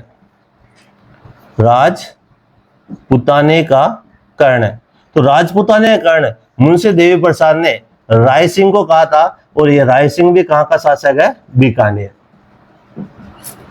दानवीर भामाशाह ने महाराणा प्रताप को कुंभलगढ़ से जाने के दौरान अपनी निजी संपत्ति भेंट की थी, जिससे महाराणा प्रताप 12 वर्ष तक 25,000 सैनिकों का खर्च वहन कर सकते थे। राजस्थान सरकार के द्वारा वर्तमान में दानवीरों को भामाशाह पुरस्कार दिया जाता है। राजस्थान के अंदर साक्षरता के क्षेत्र में कालीबाई साक्षरता पुरस्कार दिया जाता है। कालीबाई बेल, जिसका संबंध राष्ट्रपाल आंदोलन से था, राष्ट्रपाल कांड से था, तो कालीबाई जो अवार्ड है वो साक्षरता के क्षेत्र में दिया जाता है, और दानवीरता के क्षेत्र में भामाशाह पुरस्कार दिया जाता है। राजस्थान में जो खेल में जो क्रिकेट पुरस्कार है, ये क्रिकेट पुरस्कार है मथुरा दास माथुर अवार्ड। तो क्वेश्चन पूछा जाए कि मथुरा दास माथुर अवार्ड किस क्षेत्र में दिया जाता है? क्रिकेट में दिया जाता है। कालीबाई पुरस्कार किसमें दिया जाता है? साक्षरता के क्षेत्र में। भामाशाह पुरस्कार दानवीरता के क्षेत्र में दिया जाता है। कल दानवीरता के कारण राय सिंह को, बीकानेर को राजपूताना के कारण मुंशी देवी प्रसाद ने कहा था, जबकि कलयुग का कर्ण किसे कहा जाता है? लोणकर्ण को कहा जाता है। और लोणकर्ण कहा अपने बीकानेर का। अपने जो विष्णोई है और विष्णोई है, उनमें विष्णोइयों के अंदर जो अपने राजस्थान के अंदर अमृता देवी है, उस अमृता देवी को अमृता देवी पुरस्कार पर्यावरण संरक्षण के लिए दिया जाता है। तो पर्यावरण संरक्षण के लिए अमृता देवी पुरस्कार दिया जाता है। मथुरादास माथुर अवार्ड क्रिकेट में दिया जाता है। कालीबाई पुरस्कार साक्षरता के अवार्ड क्षेत्र में जाता है। और भामाशाह पुरस्कार दानवीरता के क्षेत्र में जाता है। कलयुग का कर्ण जो दानवीरता के कारण लोणकर्ण बीकानेर को कहा जाता है। और राजपूताना के कारण मुंशी देवी प्रसाद ने किसे कहा? बीकानेर के राय सिंह को कहा। तो यहां से कुंभलगढ़ जो है, यहां से महाराणा प्रताप जाते हैं और ईडर जाने के दौरान चूलिया जो स्थान है, यहां पर भामाशाह उन्हें क्या करता है? अपनी निजी संपत्ति भेंट करता है। इस तरह से विभिन्न युद्धों के अंदर केवल एक बार जो जीता गया दुर्ग है, वो कौन सा दुर्ग है? कुंभलगढ़ का दुर्ग है। और किसने जीता था? शाहबाज खां के नेतृत्व में अकबर की सेना ने इसको जीता था। राजस्थान में सर्वाधिक आक्रमण के कारण राजस्थान का जिब्राल्टर बिशप हेबर ने किसे कहा? तारागढ़ अजमेर को। राजस्थान का दूसरा जिब्राल्टर बयाना भरतपुर को कहा जाता है। राजस्थान का एकमात्र अजय दुर्ग लोहागढ़ भरतपुर है, जो मिट्टी से बना है। और सूरजमल जाट ने 1733 के अंदर इसे बनाया था। प्रताप और शाहबाज खां के नेतृत्व में, शाहबाज खां की जो सेना है वो अकबर के द्वारा भेजी गई है शाहबाज खां के नेतृत्व में। और ये शाहबाज खां की जो सेना है कुंभलगढ़ के किले को क्या कर लेती है? विजय कर लेती है। और विभिन्न युद्धों के अंदर केवल एक बार जो जीता गया दुर्ग है वो कौन सा है? कुंभलगढ़ का चूलिया नामक स्थान पर भामाशाह निजी संपत्ति भेंट करते हैं। भामाशाह का एक भाई था ताराचंद, वो भी बहुत बड़ा दानवीर था। कालीबाई साक्षरता के क्षेत्र में पुरस्कार, मथुरादास माथुर क्रिकेट के क्षेत्र में पुरस्कार, अमृता देवी विष्णोई पर्यावरण संरक्षण के अंदर पुरस्कार, कलयुग का कर्ण लोणकर्ण बीकानेर और राजपूताना के कर्ण राय सिंह है बीकानेर। कुंभलगढ़ का जो किला है वो कौन जीत लेता है? अकबर जीत लेता है। और कौन जीता है? कौन सेनानायक जीता है? शाहबाज खां इसको क्या कर लेता है? जीत लेता है। अब महाराणा प्रताप यहां से अब धीरे धीरे अपने सैनिकों को इकट्ठा करते हैं। भामाशाह के द्वारा उन्हें बहुत संपत्ति दे दी, धन दे दिया। अब वो क्या करते हैं? भीलों की, गाड़िया लोहारों की, राजपूतों की आदि जो सेना है उन सेना को इकट्ठे करते हैं, अस्त्र शस्त्र हथियार लेते हैं और धीरे धीरे महाराणा प्रताप एक शक्तिशाली शासक बनने की और अग्रसर होते हैं। और एक महत्वपूर्ण जो सेना है वो धीरे धीरे वो अपनी सेना को क्या कर लेते हैं? बहुत मजबूत बनाने में लग जाते हैं। एक घटना होती है, उसको कहते हैं शेरपुर की घटना। शेरपुर की घटना, ये जो शेरपुर की घटना होती है, एक्चुअल में शेरपुर की जो घटना होती है ये 1580 के अंदर होती है। और शेरपुर की घटना क्या है कि अकबर के द्वारा अब्दुल रहीम खान खाना ये अकबर इनके सेनापतित्व में महाराणा प्रताप के विरुद्ध अभियान भेजता है।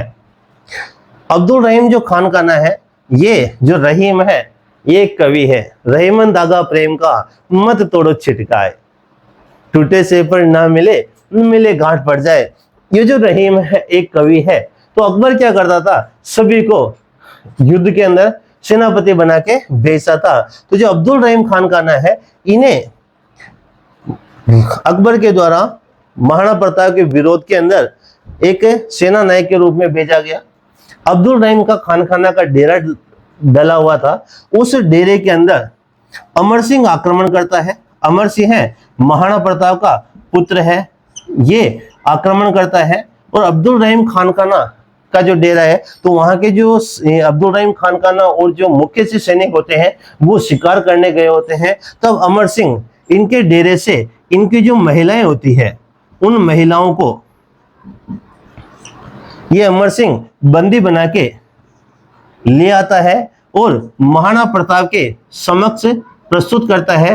प्रारंभ में महाराणा प्रताप पूछते हैं कि ये महिलाएं कौन हैं, और जब इन्हें पता चलता है कि अब्दुल रहीम खाना के परिवार की महिलाएं हैं, तब महाराणा प्रताप अमर सिंह को बहुत बुरा तरह से डांटते हैं और इन्हें बाइज्जत वापस इनके डेरे में भिजवाने की व्यवस्था करते हैं। तो ऐसे महिलाओं का सम्मान करने वाले जो महाराणा प्रताप है, उन महाराणा प्रताप के संबंध में ये शेरपुर की जो घटना है वो प्रसिद्ध है। तो शेरपुर की घटना 1580 में होती है। अब्दुल रहीम खानखाना के परिवार की महिलाओं को अमर सिंह अपने साथ में बंदी बना के ले आता है, तो महाराणा प्रताप उन्हें बाइज्जत वापस भेजते हैं अब्दुल रहीम खानखाना के डेरे के पास में। तब अब्दुल रहीम खानखाना कहता है कि जो ये धरती भी रहेगी, ये धन दौलत भी रहेगी, मगर जो खप जाएंगे यानी कि जो खत्म हो जाएंगे, खुरसान खत्म हो जाएंगे यानी कि मुगल खत्म हो जाएंगे, मगर महाराणा तेरी जो कीर्ति है वो अमर रहेगी। इस तरह के महाराणा प्रताप जो विरोधी है उसके लिए भी उसका यश बखान करने वाले जो अब्दुल रहीम खानखाना है, जब उन्होंने देखा कि प्रताप ने उनकी महिलाओं को बाइज्जत वापस उनके डेरे में भिजवाया है, तो ये घटना शेरपुर की घटना कहलाती है जो 1580 के अंदर होती है। अब महाराणा प्रताप के विरुद्ध अकबर अलग अलग सैनिक जो टुकड़ियां हैं उनको भेजता है और धीरे धीरे अब वो महाराणा प्रताप के ऊपर चारों तरफ शिकंजा कसने लग जाता है। और शिकंजा कसता है वो जलाल खां के नेतृत्व में।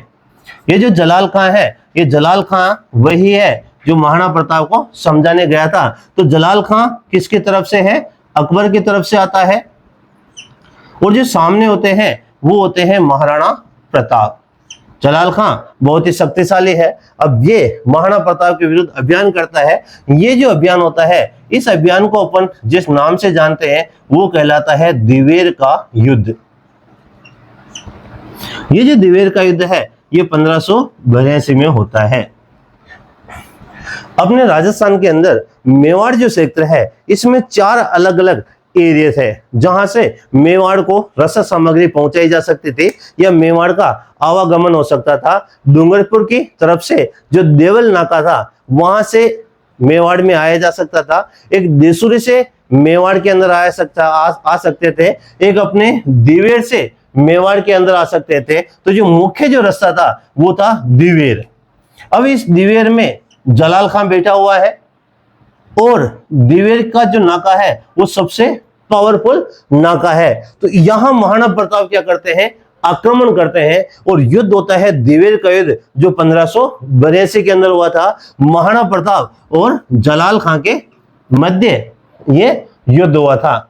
एक ऐसी ही घटना यूरोप के अंदर घटती है कि ईरान का जो एक शासक है वो आक्रमण करता है और मैराथन जो स्थान है उस मैराथन स्थान के ऊपर युद्ध होता है और एथेंस के जो शासक है उनके मध्य वो युद्ध होता है।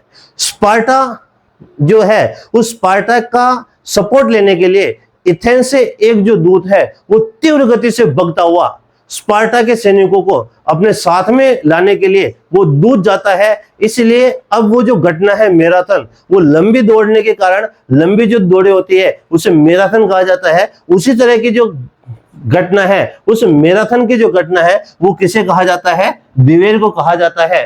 तो जो महाराणा प्रताप ने धीरे धीरे पूरे मेवाड़ के ऊपर आधिपत्य कर लिया और जो दिवेर का जो युद्ध था, दिवेर का जो नाका था वो महाराणा प्रताप ने 1582 के अंदर जीता था। इसलिए दिवेर को कर्नल जेम्स टोड मेवाड़ का मैराथन कहता है। मेवाड़ का मैराथन। तो मेवाड़ का जो मैराथन है वो कर्नल जेम्स टोड ने किसे कहा?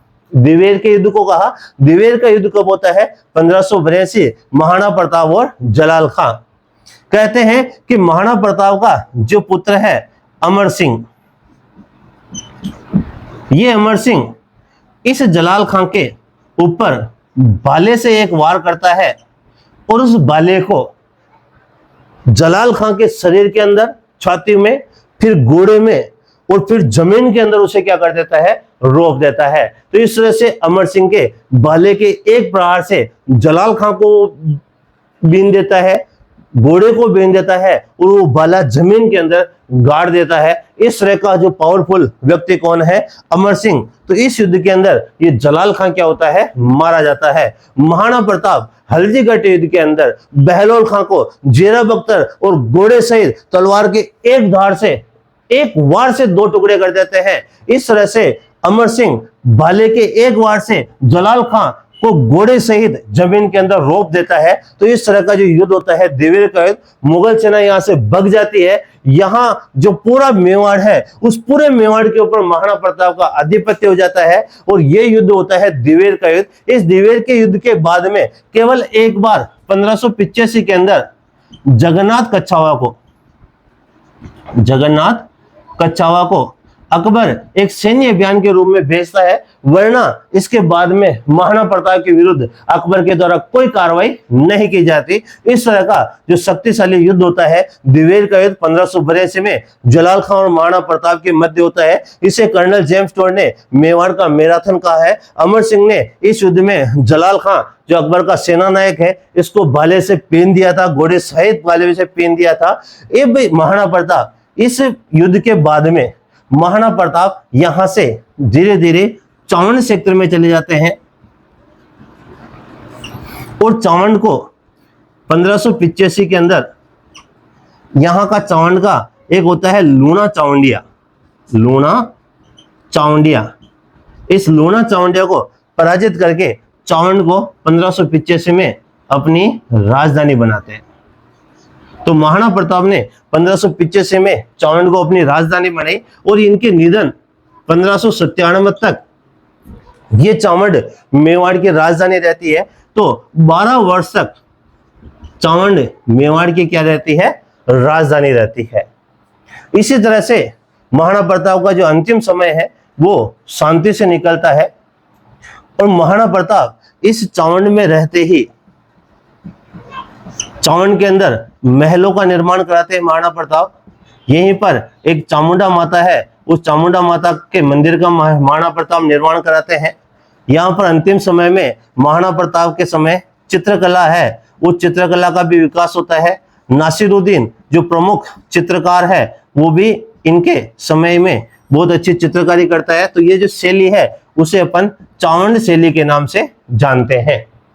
महाराणा प्रताप जो है यही चावंड में रहने के दौरान महाराणा प्रताप का चावंड के अंदर 19 जनवरी 1597 में महाराणा प्रताप का 57 वर्ष की आयु में यहां पर निधन हो जाता है। तो महाराणा प्रताप अब दिवेर के युद्ध के बाद में संपूर्ण राजस्थान को क्या कर लेते हैं? जीत लेते हैं। केवल मैंने बताया कि अकबर ने जो चित्तौड़ का किला जीत लिया था और मांडलगढ़ भी अकबर के अधीन था, तो चित्तौड़ और मांडलगढ़ को छोड़कर संपूर्ण मेवाड़ के ऊपर महाराणा प्रताप क्या कर लेते हैं? आधिपत्य कर लेते हैं। महाराणा प्रताप के अंतिम समय में इनकी जो राजधानी होती है वो चावंड होती है, जो 12 वर्ष तक मेवाड़ की राजधानी रहती है। 1585 से 1597 में महाराणा प्रताप चावंड में चावंड शैली का निर्माण करते हैं, चित्रकला की शैली। नासिरुद्दीन का प्रमुख कलाकार होता है। चावंड के अंदर महलों और चामुंडा माता के मंदिर का निर्माण महाराणा प्रताप करते हैं और महाराणा प्रताप के चावंड के अंदर ही 19 जनवरी 1597 में 57 वर्ष की अवस्था के अंदर कहते हैं कि महाराणा प्रताप धनुष की प्रत्यंचा चढ़ा रहे थे, तब धनुष का जो हिस्सा है वो महाराणा प्रताप की कहते हैं कि आंत में लग गया था और उस आंत में इंफेक्शन हो जाने से महाराणा प्रताप का 57 वर्ष की आयु के अंदर क्या होता है? निधन होता है। यही चावंड के अंदर एक स्थान है बांडोली, और इस बांडोली जो अपने चावंड के अंदर है, इस बांडोली चावंड के अंदर ये वर्तमान में सलूम्बर में है, सलूम्बर जिले में है। यहाँ पर महाराणा प्रताप की क्या बनी हुई है? छतरी बनी हुई है। मैंने बताया महाराणा कुंभा और बप्पा रावल की छतरी नागदा के अंदर, राणा सांगा की छतरी मांडलगढ़ में, उदय सिंह की छतरी अभी थोड़ी बात की अपन ने गोगुंदा के अंदर, और महाराणा प्रताप की छतरी बांडोली, चावंड, सलूम्बर या अपने राजसमंद के अंदर है महाराणा प्रताप की छतरी। तो ये महाराणा प्रताप की जो छतरी है वो 8 खंभों की है। तो महाराणा प्रताप की यहाँ पर क्या बनी हुई? 8 खंभों की छतरी बनी हुई है। अकबर के दरबार में मानसिंह बगा बगा जाता है। और मान सिंह अकबर को कहता है कि जिले इलाही शहंशाह, खुशियां मनाओ, घी के दिए जलाओ, आपका दूर विरोधी महाराणा प्रताप मारा गया है। तो महाराणा प्रताप के निधन की खबर सुनकर कहते हैं कि अकबर की आंखों में आंसू आ गए। मान सिंह कहता है कि आपका जो दूर विरोधी था वो आज इस दुनिया के अंदर नहीं रहा और आपकी आंखों में आंसू है। तब अकबर कहता है कि इस राजपुताने में एक ही तो माई का लाल था जो सर उठाकर मेरा उसने सामना किया था, वरना तुम लोगों ने तो अपनी बहन बेटियों को मेरे हवाले कर दिया था। तो ऐसे सूरवीर का आज निधन की मैं खबर सुन रहा हूं तो मेरी आंखें नम क्यों नहीं होगी। तो इस तरह के वीर शिरोमणि महाराणा प्रताप जिनकी जो प्रशंसा है वो अकबर भी अपने मुंह से करता है। अकबर ऐसा व्यक्ति जिसने जैन और फत्ता की वीरता से प्रभावित होकर आगरा के किले के अंदर मुख्य दरवाजे पर हाथियों के ऊपर सवार अगर उनकी प्रतिमा स्थापित की है। महाराणा प्रताप के निधन के ऊपर जिस आदमी की आंखें नम हुई है उसे अकबर महान के नाम से जाना जाता है, और जिसके कारण अकबर की आंखें नम हुई है उन्हें वीर शिरोमणि महाराणा प्रताप के नाम से जाना जाता है।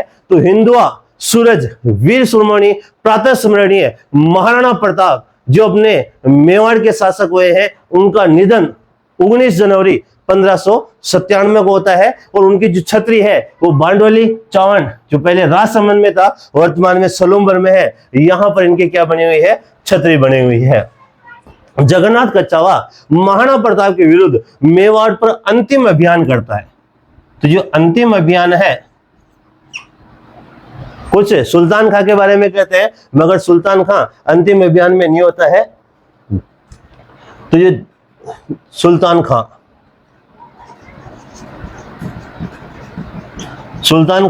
अंतिम अभियान में नहीं होता है। वो सुल्तान खां यहां पे मारा जाता है अमर सिंह के द्वारा। सुल्तान खां यहां मारा जाता है। तो जगन्नाथ कच्छावा अंतिम अभियान करता है, और जब ये यहां से वापस जा रहा होता है तब मांडल के अंदर जगन्नाथ कच्छावा का निधन हो जाता है। और इस मांडल में जगन्नाथ कच्छावा की 32 खंभों की छतरी बनी हुई है जो वर्तमान में भगवान शिव को समर्पित है। तो 32 खंभों की जो छतरी है वो किसको समर्पित है, भगवान शिव को समर्पित है, जो अपने मांडल के अंदर बनी हुई है। इसी तरह से 32 खंभों की छतरी एक रणथंभौर और सवाई माधोपुर के अंदर है जो हमीर देव चौहान ने अपने पिता जैत्र सिंह की याद में बनाई थी। इस तरह से महाराणा प्रताप का निधन होता है। कुछ महाराणा प्रताप की जो बातें हैं उसमें एक घटना है जो कहलाती है पाथल और पिथल नाम से। तो महाराणा प्रताप को पाथल के नाम से जाना गया है। महाराणा प्रताप को किस नाम से जाना गया है, पाथल। और एक आदमी है जिसको कहा गया है पिथल। अपने कल्याणमल, ये कल्याणमल बीकानेर का शासक होता है। कल्याणमल का शासक है, बीकानेर का। ये जो कल्याणमल है बीकानेर का, ये बीकानेर का शासक है। और इस कल्याणमल के जो पुत्र होते हैं, एक पुत्र होता है जिसका नाम है राय सिंह है, और एक पुत्र है जिसका नाम है पृथ्वीराज राठौड़। राय सिंह है और पृथ्वीराज राठौड़। ये जो राय सिंह और पृथ्वीराज राठौड़ है, इस राय सिंह अकबर की सेना के अंदर होता है, जिसे मुंशी देवी प्रसाद ने राजपुताने का कर्ण कहा है। यही जूनागढ़ बीकानेर का पुनर्निर्माण कराता है, और यही जयमल और फत्ता की मूर्तियां जूनागढ़ बीकानेर के सूरजपोल के ऊपर के वहां पर स्थापित करवाता है। तो ये अकबर की सेना में चला गया, और ये पृथ्वीराज राठौड़ अकबर के दरबार में था। अकबर के दरबार में था। तो अकबर के दरबार में ये कवि के रूप में था। इस पृथ्वीराज राठौड़ को डिंगल का होरेस कहते हैं। डिंगल का होरेस किसे कहा जाता है, पृथ्वीराज राठौड़ को कहा जाता है। तो डिंगल का होरेस पृथ्वीराज राठौड़ को कहा जाता है।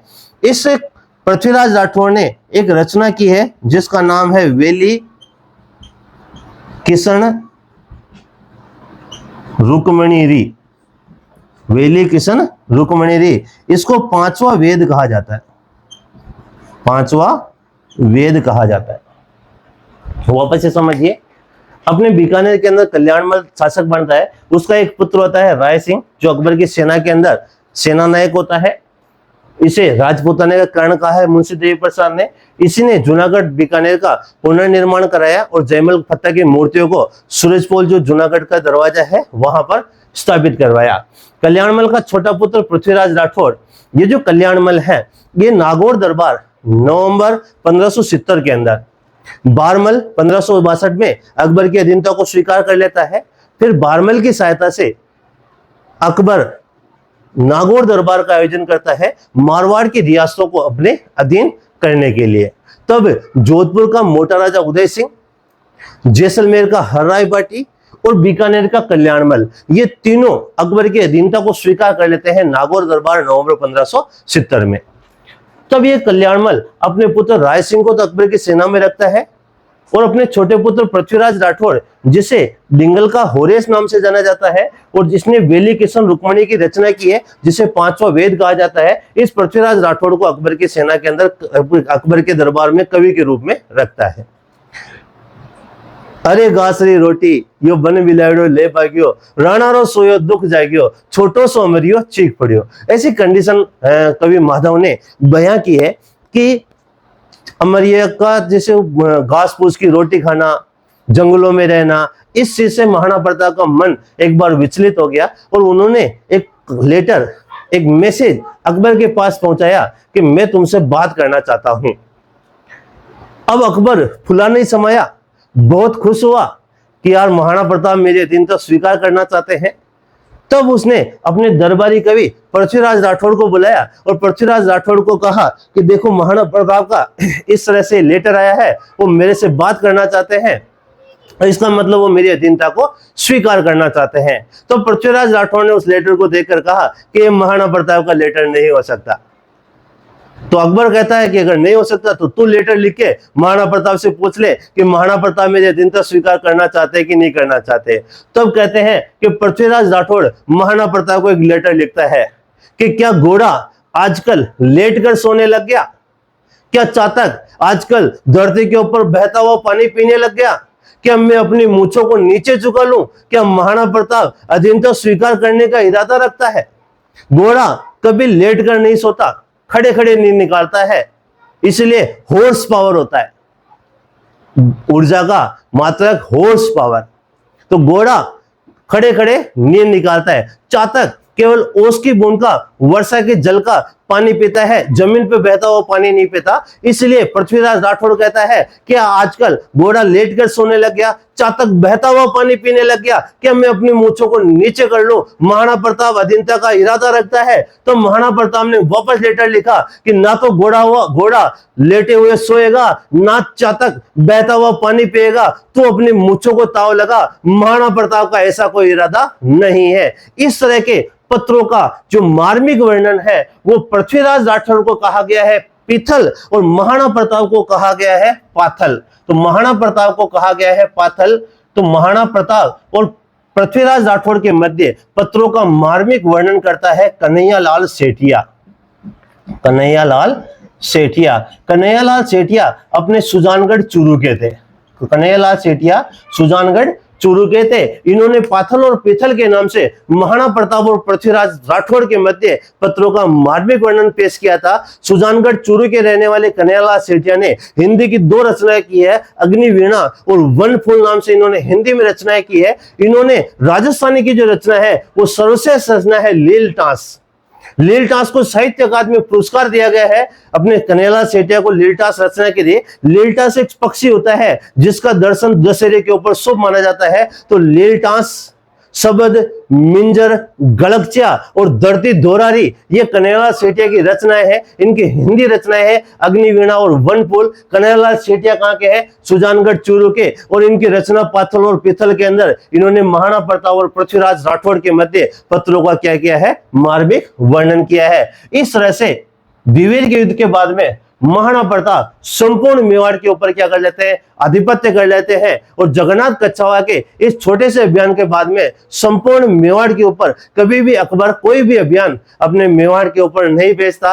अंतिम समय महाराणा प्रताप का शांति काल से गुजरता है। इसलिए महाराणा प्रताप का जो स्वाधीनता का जो लक्ष्य था वो महाराणा प्रताप ने पूरा किया। इसलिए इन महाराणा प्रताप को हिंदुआ सूरज के नाम से, प्रातः स्मरणीय महाराणा प्रताप को हल्दी घाटी के शेर के नाम से जाना जाता है। ऐसे महाराणा प्रताप की जो पूरा जो इनका जीवन वर्णन था, इनके जो युद्धाभ्यास थे, उन सबसे मैंने आपको अवगत कराया। हमारे वीडियो आप हमेशा देखिए, डेली हमारे वीडियो अपलोड होते हैं। आप हमारी पुरानी जो प्ले लिस्टें हैं उसमें हमने पुराने जो वीडियो अपलोड कर रखे हैं, उन सारे वीडियो को शुरू से आप देखिए। लगातार हमारे इस वीडियो को जो नए अपलोड हो रहे हैं उनको भी देखिए, और पुराने शुरू से एक एक वीडियो को आप लगातार देखते जाइए। सारा आपको सीक्वेंस ही याद हो जाएगा। आज के लिए इतना ही। इनके बाद में जो इनके पुत्र हैं अमर सिंह, कर्ण सिंह, और उनके बाद में जो इनके दास्तानें हैं उनको लेकर मैं जल्द ही आपके सामने अगली क्लास में उपस्थित होऊंगा। बहुत बहुत धन्यवाद।